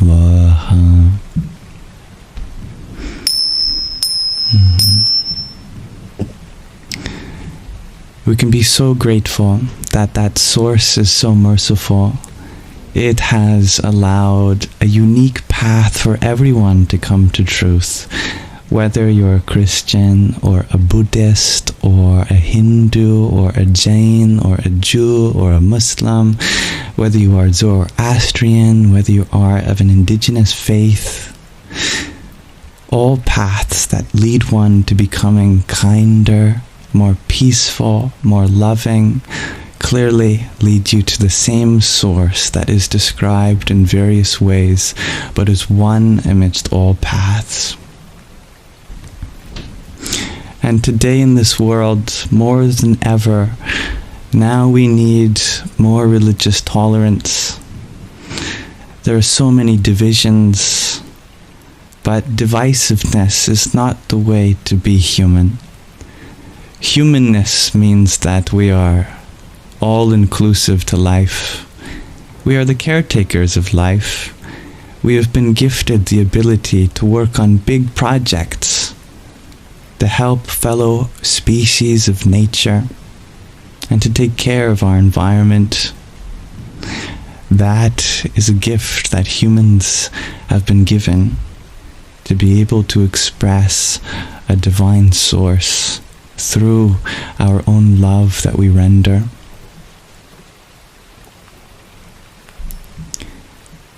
Hello, dear Arjuna.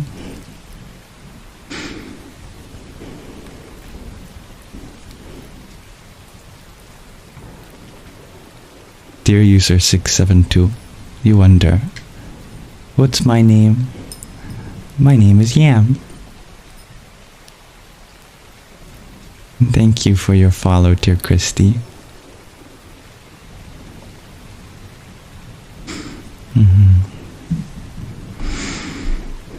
Good night, dear Angela.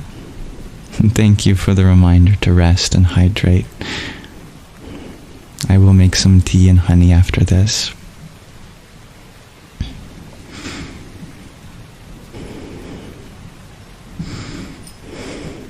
May you have meaningful dreams and a rejuvenating deep sleep.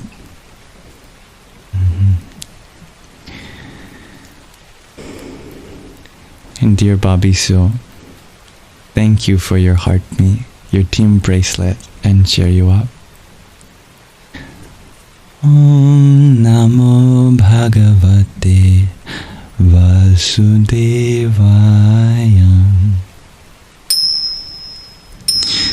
My real name is love. My real name is kindness. My real name is compassion. My real name is light. My real name is love. This name I share with you all as the nomenclature of our reality, because the true nature of our identity is not defined by the labels we put on this body, mind, or personality, but in what we are capable of. And it is in love we find our greatest capacity. Your true nature is love. That's why you feel the most yourself when you are in love, whether that be with someone in your life or even just a personal project that you find commitment and understanding in. Whenever you are engaged in love, you abide by your true name. And thank you, dear Hybrid Jen, for your finger heart.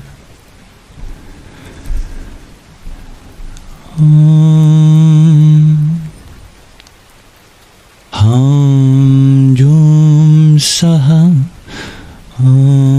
Bhur Swaha Dhryam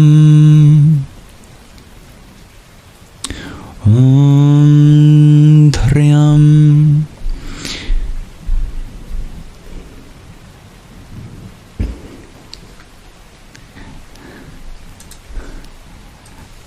Am I forgetting the Mahamrityunjaya mantra?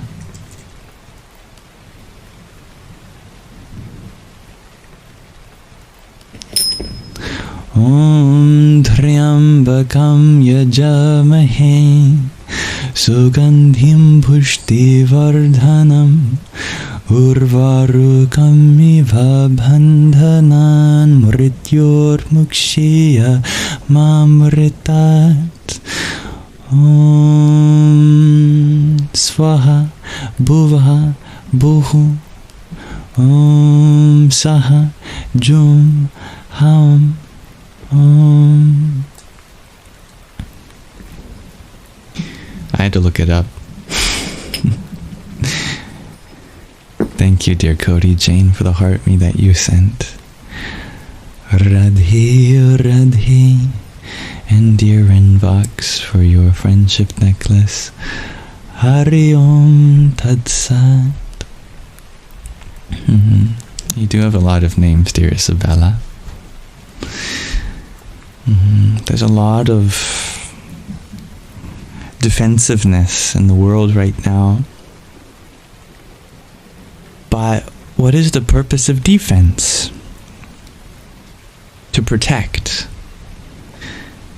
And why is there so much protectiveness in the world? Because there's so many tender wounds that are still healing. In the same way that if you had a cut, let's say on your arm, you would guard that arm very close. And if people got too close, maybe in the proximity of hurting it, you might push them away. So too, there's lots of pain that still has to be healed in hearts around the world. They have a duty to take accountability to the defensiveness that becomes an offensiveness, but they are not to be blamed for the pain that they feel. No one is ever to blame for the possibility of healing to still be on its way. And it's in that way I hope we heal the wounds in our heart that judge those whom have not learned the lessons that perhaps we already have. Because we know with higher awareness that no one deserves to be in pain. And although that never justifies anyone acting out of that pain to cause pain to another, we can understand that it's there. And that if we were in that position too, our options of expressing our vulnerability might be just as limited. So let us make a world together in which we highlight the ways to heal from our wounds, dissolve our fears, and forgive each other.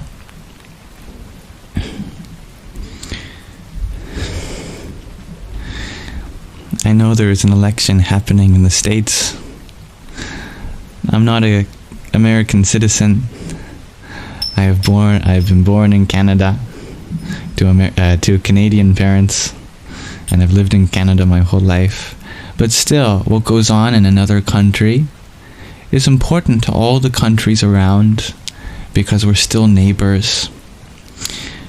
And I want everyone to be reminded in these times that the true election is not what happens on TV, but in our heart. Whether we elect fear or love to run this government we call our body, our mind, what official do you want to elect within yourself to make decisions? Do you want to make decisions out of fear or out of love?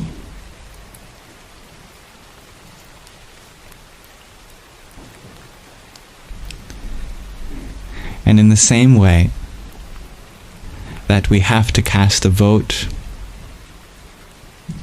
by going out of our comfort zone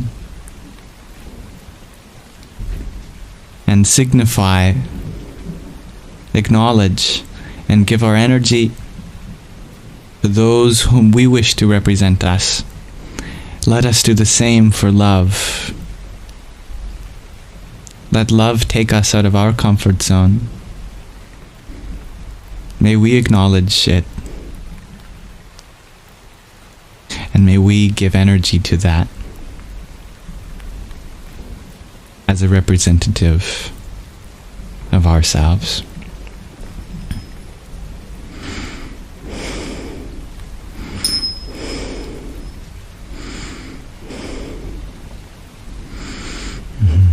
I like the way you say that, dear Alyssa. The temples are within us. We do our practices and sweep through the temple that encases our souls. How beautiful.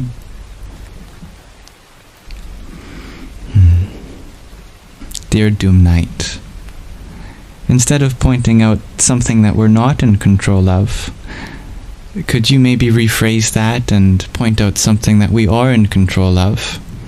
I think that would be very beneficial.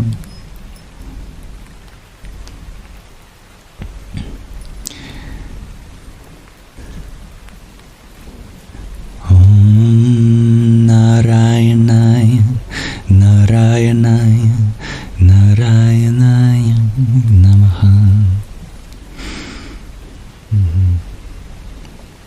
Every time that our mind comes up with a thought which is limiting, let us become aware of that limitation and then rephrase that in terms of a possibility. This powerful tool can reshape the very way we see the world. It's a simple idea, but a very powerful one.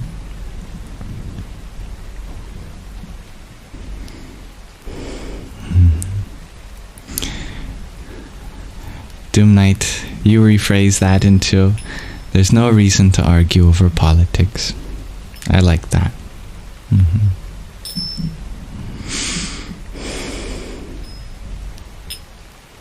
Thank you.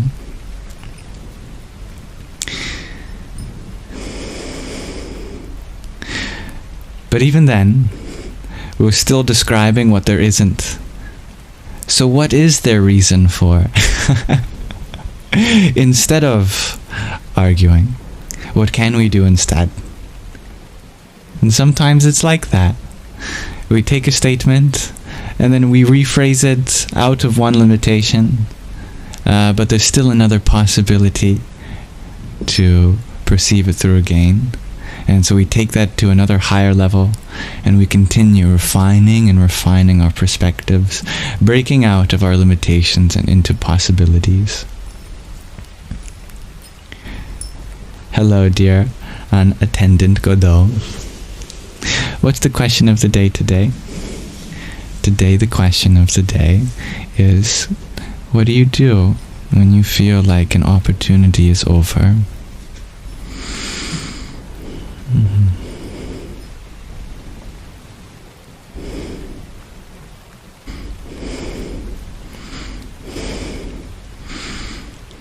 And Rhiannon, you simultaneously give us an answer to the question I asked, dear Doom Knight, as well as the question of the day.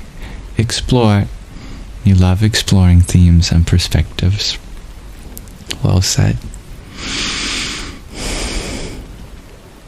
And Maitreya, you wondered what the show and tell is. Today, I passed on the show and tell because it's ASMR Sunday, and what I really want to share is another wonderful song from the list that you have sent us. But your songs are so uplifting that they require an equivalently upbeat rhythm. Maybe one that is best suited for a day after ASMR Sunday.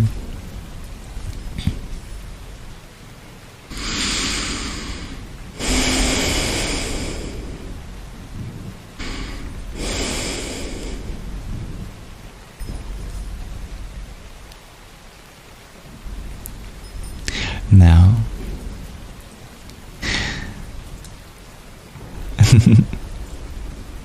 I would like to transition from our manana into our nididhyasana. As many of you know, I've been structuring our lives so that the first third is dedicated to Shravana, the acquiring of new perspectives. The middle third that we've been in is dedicated to manana, the processing of our perspectives. And nididhyasana,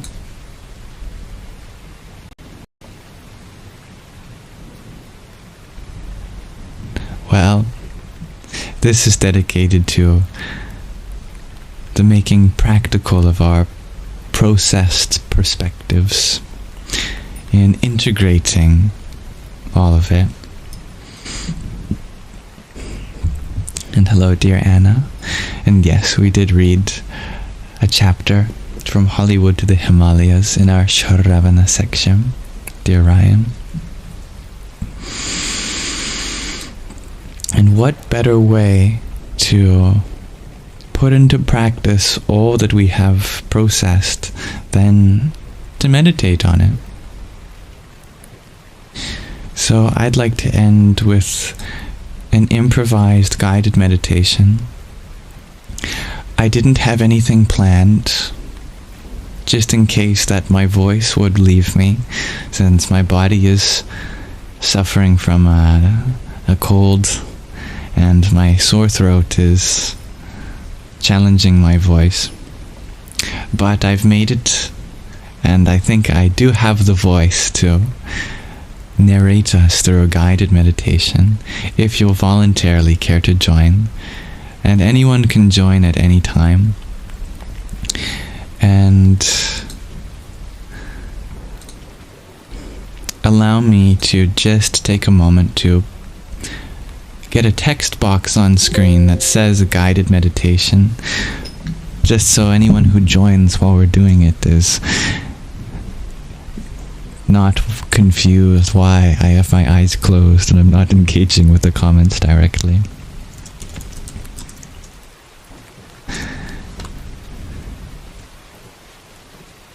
But You guys can help with that too. If anyone is confused with whatever what we're doing at the moment, you can help inform people. Oh, it's 11:11 for people 2 time zones over. We'll make a wish, everyone. And another sip of hydration. Thank you, dear G to Infinity.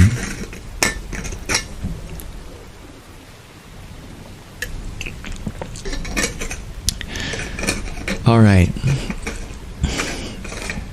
Since I hadn't planned a guided meditation, I ask you all, what themes should we address in our guided meditation? Is there something within you that's unsettled or unease? Any particular conflict in the world that you've been having a hard time grasping? Is there something that is going right and you'd love to continue to manifest that? Is there a possibility that you see within yourself that you'd love to explore deeper? Maitreya shares a quieting of thoughts. Alright. Perhaps aligned to the topic of opportunity. I like that. I don't want to know, shares Kev. Oh, trust me, I do want to know. No matter what you're going through, I won't judge. If you want anyone to truly be of help, then you must feel comfortable sharing things with them. But that's always your choice, and I'll never insist. If it's something you'd rather share in private, that's understandable.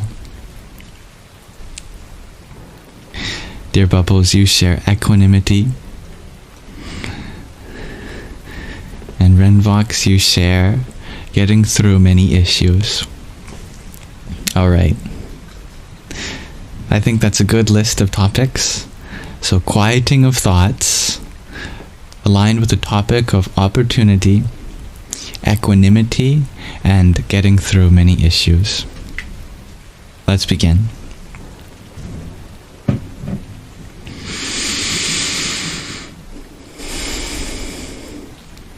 No meditation really begins without returning our conscious awareness to our breath.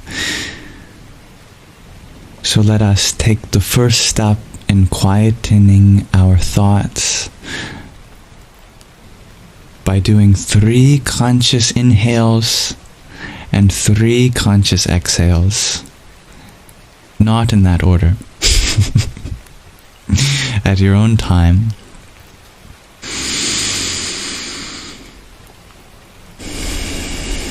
Nice and smooth, exactly how your body wants to breathe.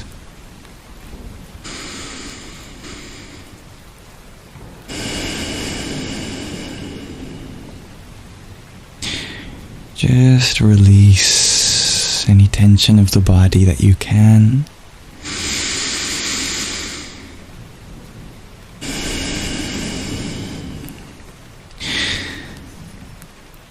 And be in a position that's most comfortable for you. Even if it's a dynamic one where you're fiddling with something, or rocking, or tapping. You don't have to literally be physically still in order to bring some mental stillness to your mind, which is what we're after.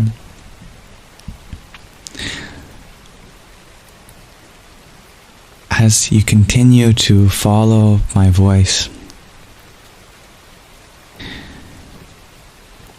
allow yourself to breathe naturally and consciously, with ease.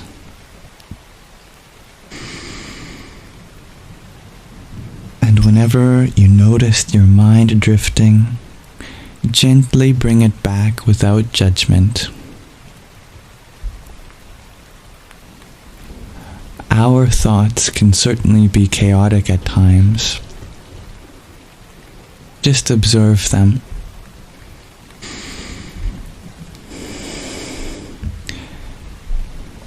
Just acknowledge the state of affairs in your mind at this time. without even labeling it.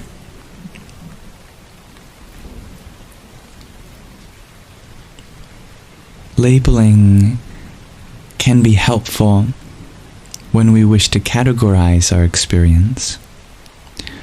But in meditation, often it helps to do just the reverse. To let go of the need to categorize yourself at all. That your thoughts are the way they are right now. And the way that they were is the way they were. The way they will be is the way they will be.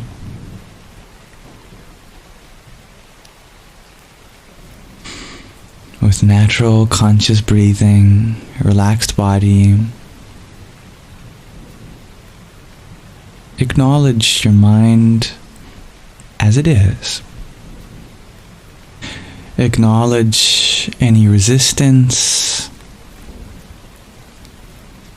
If there are thoughts that you have a relationship that could be more healthy with, just acknowledge that without assigning a moral value towards any thought. Strip the polarity off each thought. No need to consider any at this time as positive or negative. Just leave them be. Whether they leave you be or not, that's out of our control. Sometimes our thoughts can taunt us.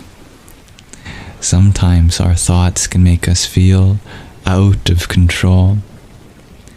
And that's because our thoughts do come from a part of ourself that is more autonomous than manual. But we can begin to make it a more conscious process as we continue to consciously breathe.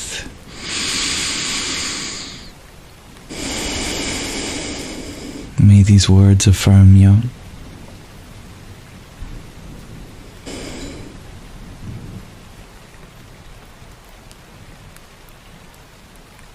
Notice that just by becoming the witness of your thought,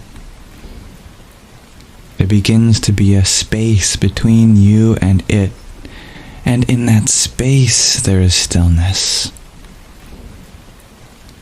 In that space there is quietude. Thoughts themselves may not be quiet, but in that space between you and them, there is silence.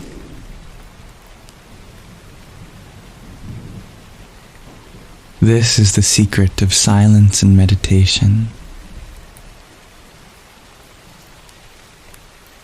We don't need to succeed in silencing the mind. Just witness. Just observe. And in that space of awareness, there is silence. In the same way, in those beautiful moments as you wake up, before you fully gain waking consciousness, sounds are just sounds. Chirping of the bird doesn't mean anything. The passing cars are just background ambience. In that first few moments, before we start to assign labels and names to the forms that come to our ears, there is just a beingness.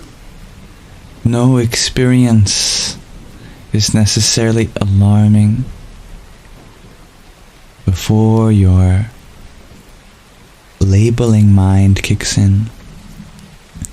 Imagine yourself in that state, as though your thoughts were morning sounds. Sounds just for you to wake up to.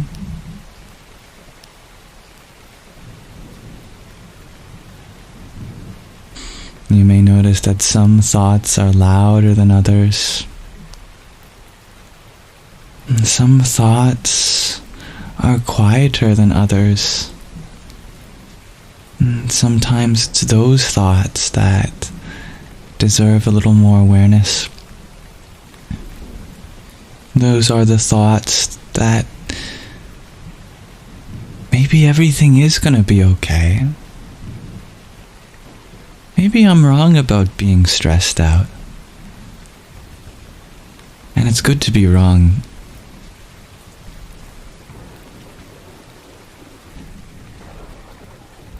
Maybe I am lovable. Maybe it is okay. Okay. Maybe all of these things that are going through my mind aren't signs that something bad has happened, or something bad is happening, or something bad is going to happen. Observe those thoughts that are optimistic. The thoughts that don't try to hide reality or mask it, but genuinely and sincerely believe in something that is possible. Something good. I know those thoughts are there. They just might be a little more quiet than the loud ones.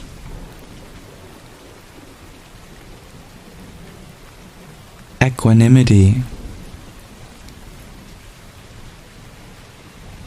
doesn't just mean having a peaceful mind with no loud thoughts. Equanimity can mean trust that even if your mind is filled with 99 loud thoughts and one quiet one, that you'll be able to listen to all of them equally and give due attention to the quiet ones that deserve your ear, your inner ear too. Equanimity doesn't have to mean that the world is perfect, that the body is perfect, that your mind is perfect. It just means that you are perfectly okay with working with this present moment rather than against it. That it doesn't matter so much if there are daunting problems that we face, because you know that your destiny is to become a better problem solver according to the timeline that is right for you. That you don't have to solve the problems of your mind, the body, and the whole world to be equanimous. You can just trust in your own ability to choose the right thoughts at the right time, and that's all you ever have to do.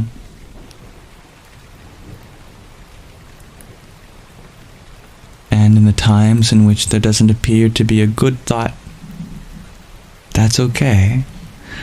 Let go of the labels of good and bad and be patient. And I know you'll find the right way. Consciously breathing. Relax your jaw, your face muscles, your abdomen. Drop your shoulders. That thing you feel like you forgot about that was really important to remember.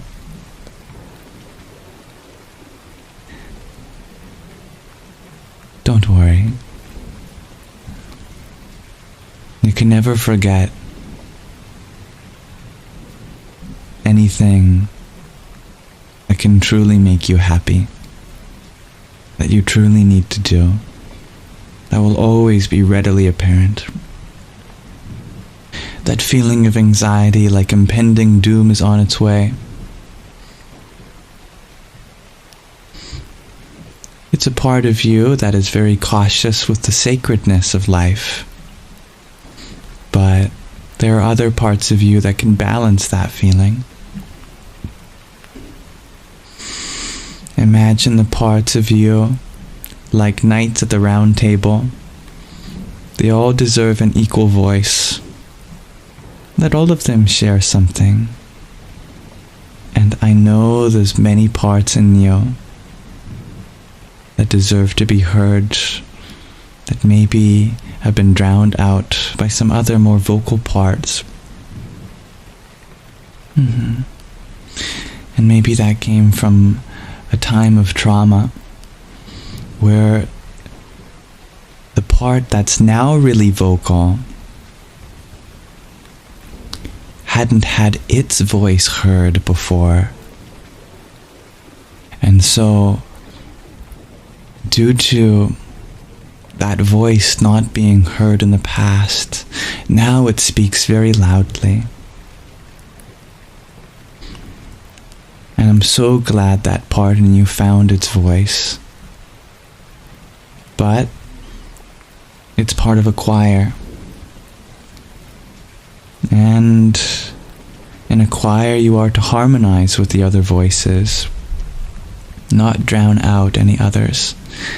Just as that vulnerable part has now found its voice, let's be careful to not let it drown out other just as equally vulnerable and important voices.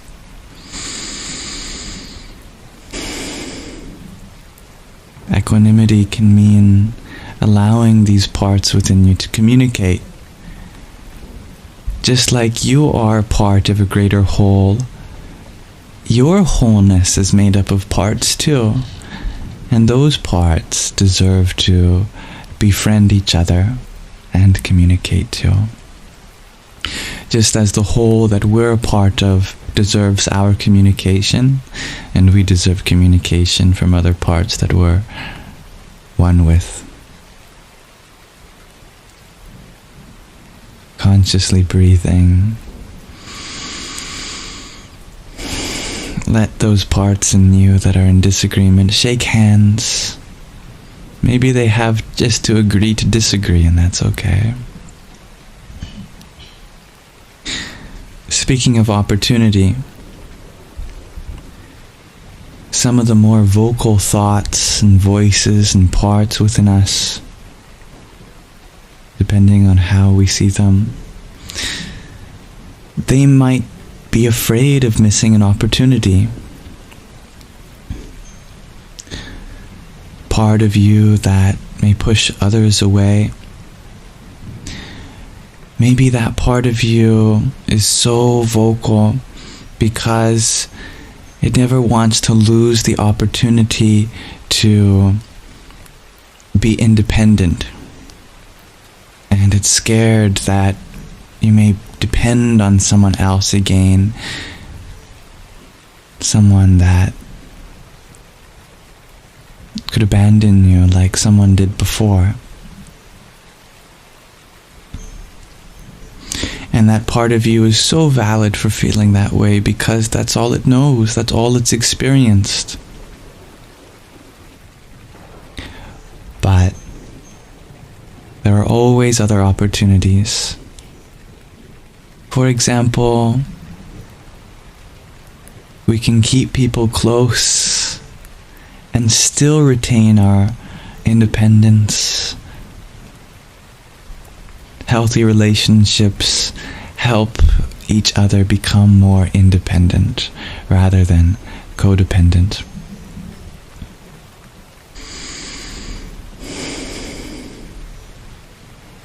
That's an opportunity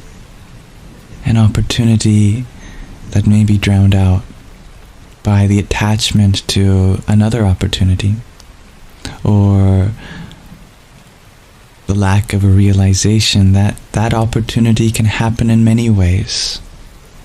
Just getting these parts within ourselves to communicate can help open the floor to recognize those possibilities and not be so concerned with how we may be limited by them or from them.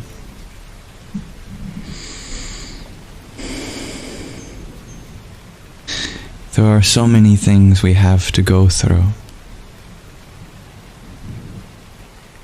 And conscious breathing.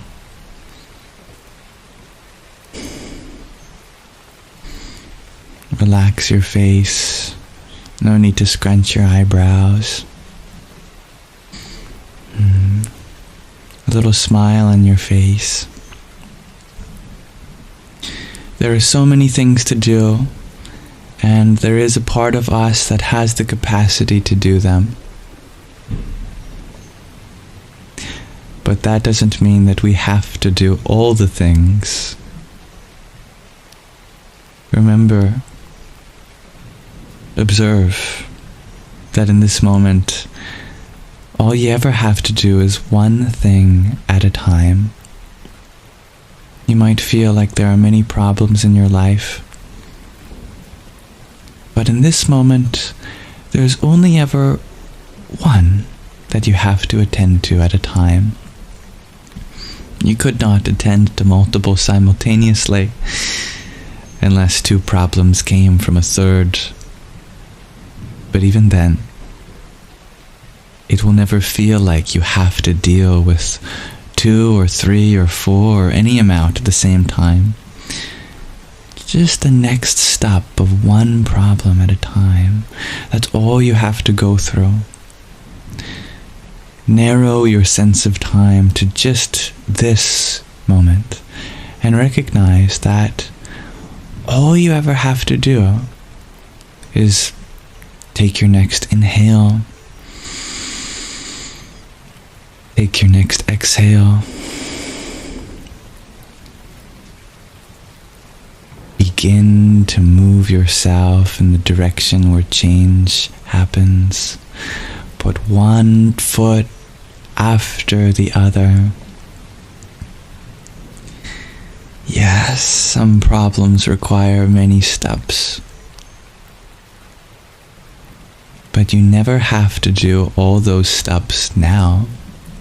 And you only exist now. So you are actually so much more free than you think you are. Even if you are in a very dangerous situation,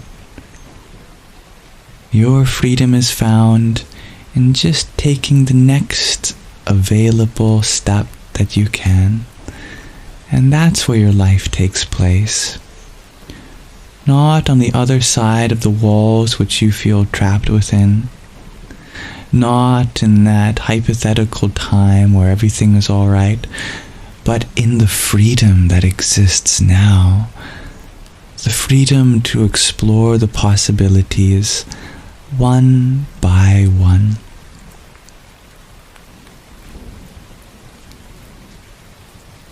And there is so much freedom in that. So much room to explore. There's never one way to solve any problem. Conscious breathing. I always got in trouble with that in school. The teacher would have a rubric to mark an answer in the way the class was taught. The teacher might not know how to grade an answer that came from a different approach. There is an uncertainty about how that technique will continue to work for the student. It's understandable, but we've also raised generations of people to believe that there is only one right answer, when in reality there is never just one, but infinite paths forward. Some many very similar, some very different, and you have all of those opportunities existing simultaneously. Whichever one is the path of least resistance, you will follow.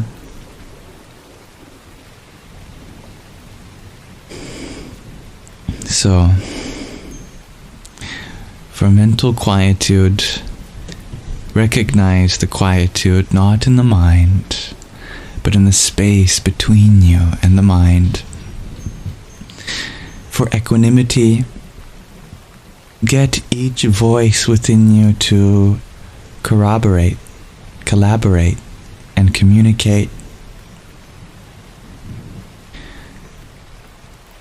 For opportunities, recognize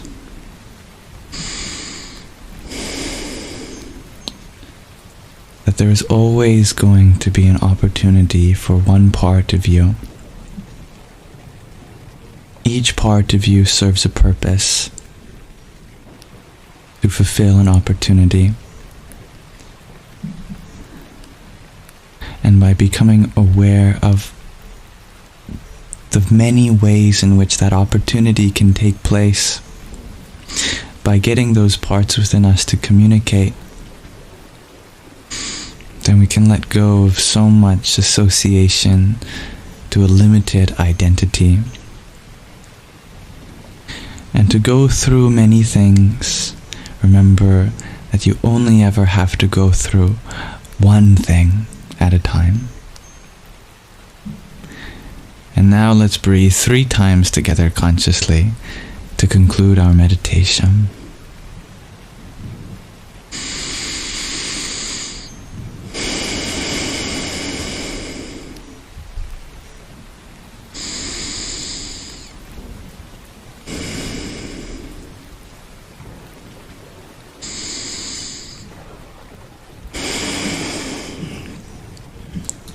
Thank you for listening. That brings us to the end of our Sangha. Probably around the limit of what my voice can do today. I am going to take care of my body, my mind now.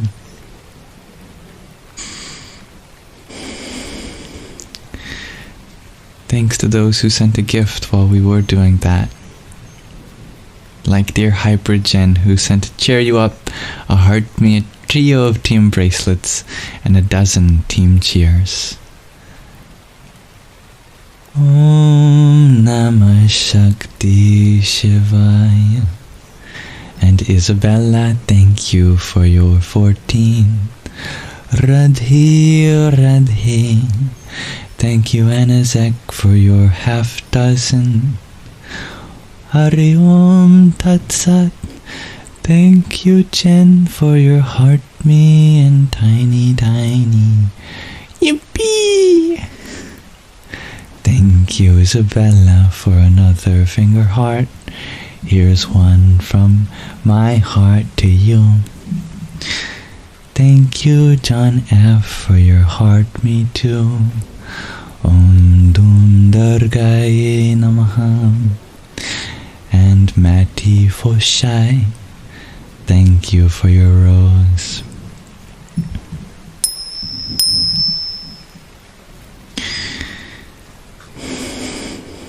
Hello everyone who came in while we were meditating, and goodbye. Before we go, however, I would like to formally offer this live stream to the divinity within you. Asatoma Sadgamaya Tamasoma Jyotirgamaya Mrityorma Mritangamaya. Om Shanti Shanti Shanti. Om, lead us from the unreal to the real. Lead us from darkness to the light. Lead us from death to deathlessness. Oh, may there be peace in our environment, body, and actions. Thank you, dear Dr. Ginny, for your little crown too. Om Shri Mahalakshmi Namaha. I will upload today's live stream to my ASMR YouTube channel called Yamsox ASMR, linked as one of the links in the link tree in my bio. Every other live gets uploaded to Yamsox Lives, but this one has an extra special dedication for relaxation, and spiritual validation, and affirmation. Yesterday, I uploaded the 15th chapter of the ASMR Bhagavad Gita series on that YouTube channel too, which is a reading through this ancient scripture with a whispered voice and rain sounds in the background, not unlike these ones. I hope you enjoy that. Thank you, dear Gabriella, for your heart me. Rama Rama. And dear Isabella, thank you for your nonet of roses. Hari Om Tat Sat. You've already seen it, Shirzana. I'm happy to hear that. And thank you for the 39,000 likes that this live stream had during our totality and the many gifts that were sent. I appreciate that. Today we reached 3,723 different people, which, if we even reached just one person, that would make my heart sing.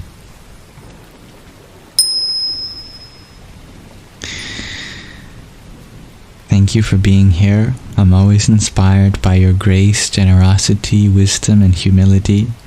I hope to take inspiration from that and use it for my own growth to be all the same in my next live stream, as I'm sure there are many ways in which I can continue to improve myself and learn from you.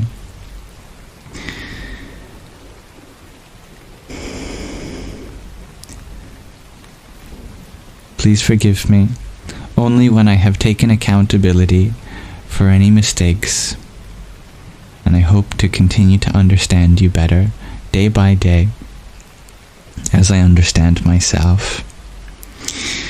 Let us continue to expand in our worldview, becoming more and more inclusive to the varieties that life has to offer, recognizing that the infinite forms just come from an infinite source that could never be expressed in one way in particular. Thank you, dear Dr. Jenny. May you all have a wonderful rest of your night, evening, afternoon, morning, whatever time it is for you. Thank you for your healing love for me and everyone, dear G to Infinity. And thank you to my lovely moderators for helping keep the peace. May you all have a wonderful rest of your present moment. Namaste.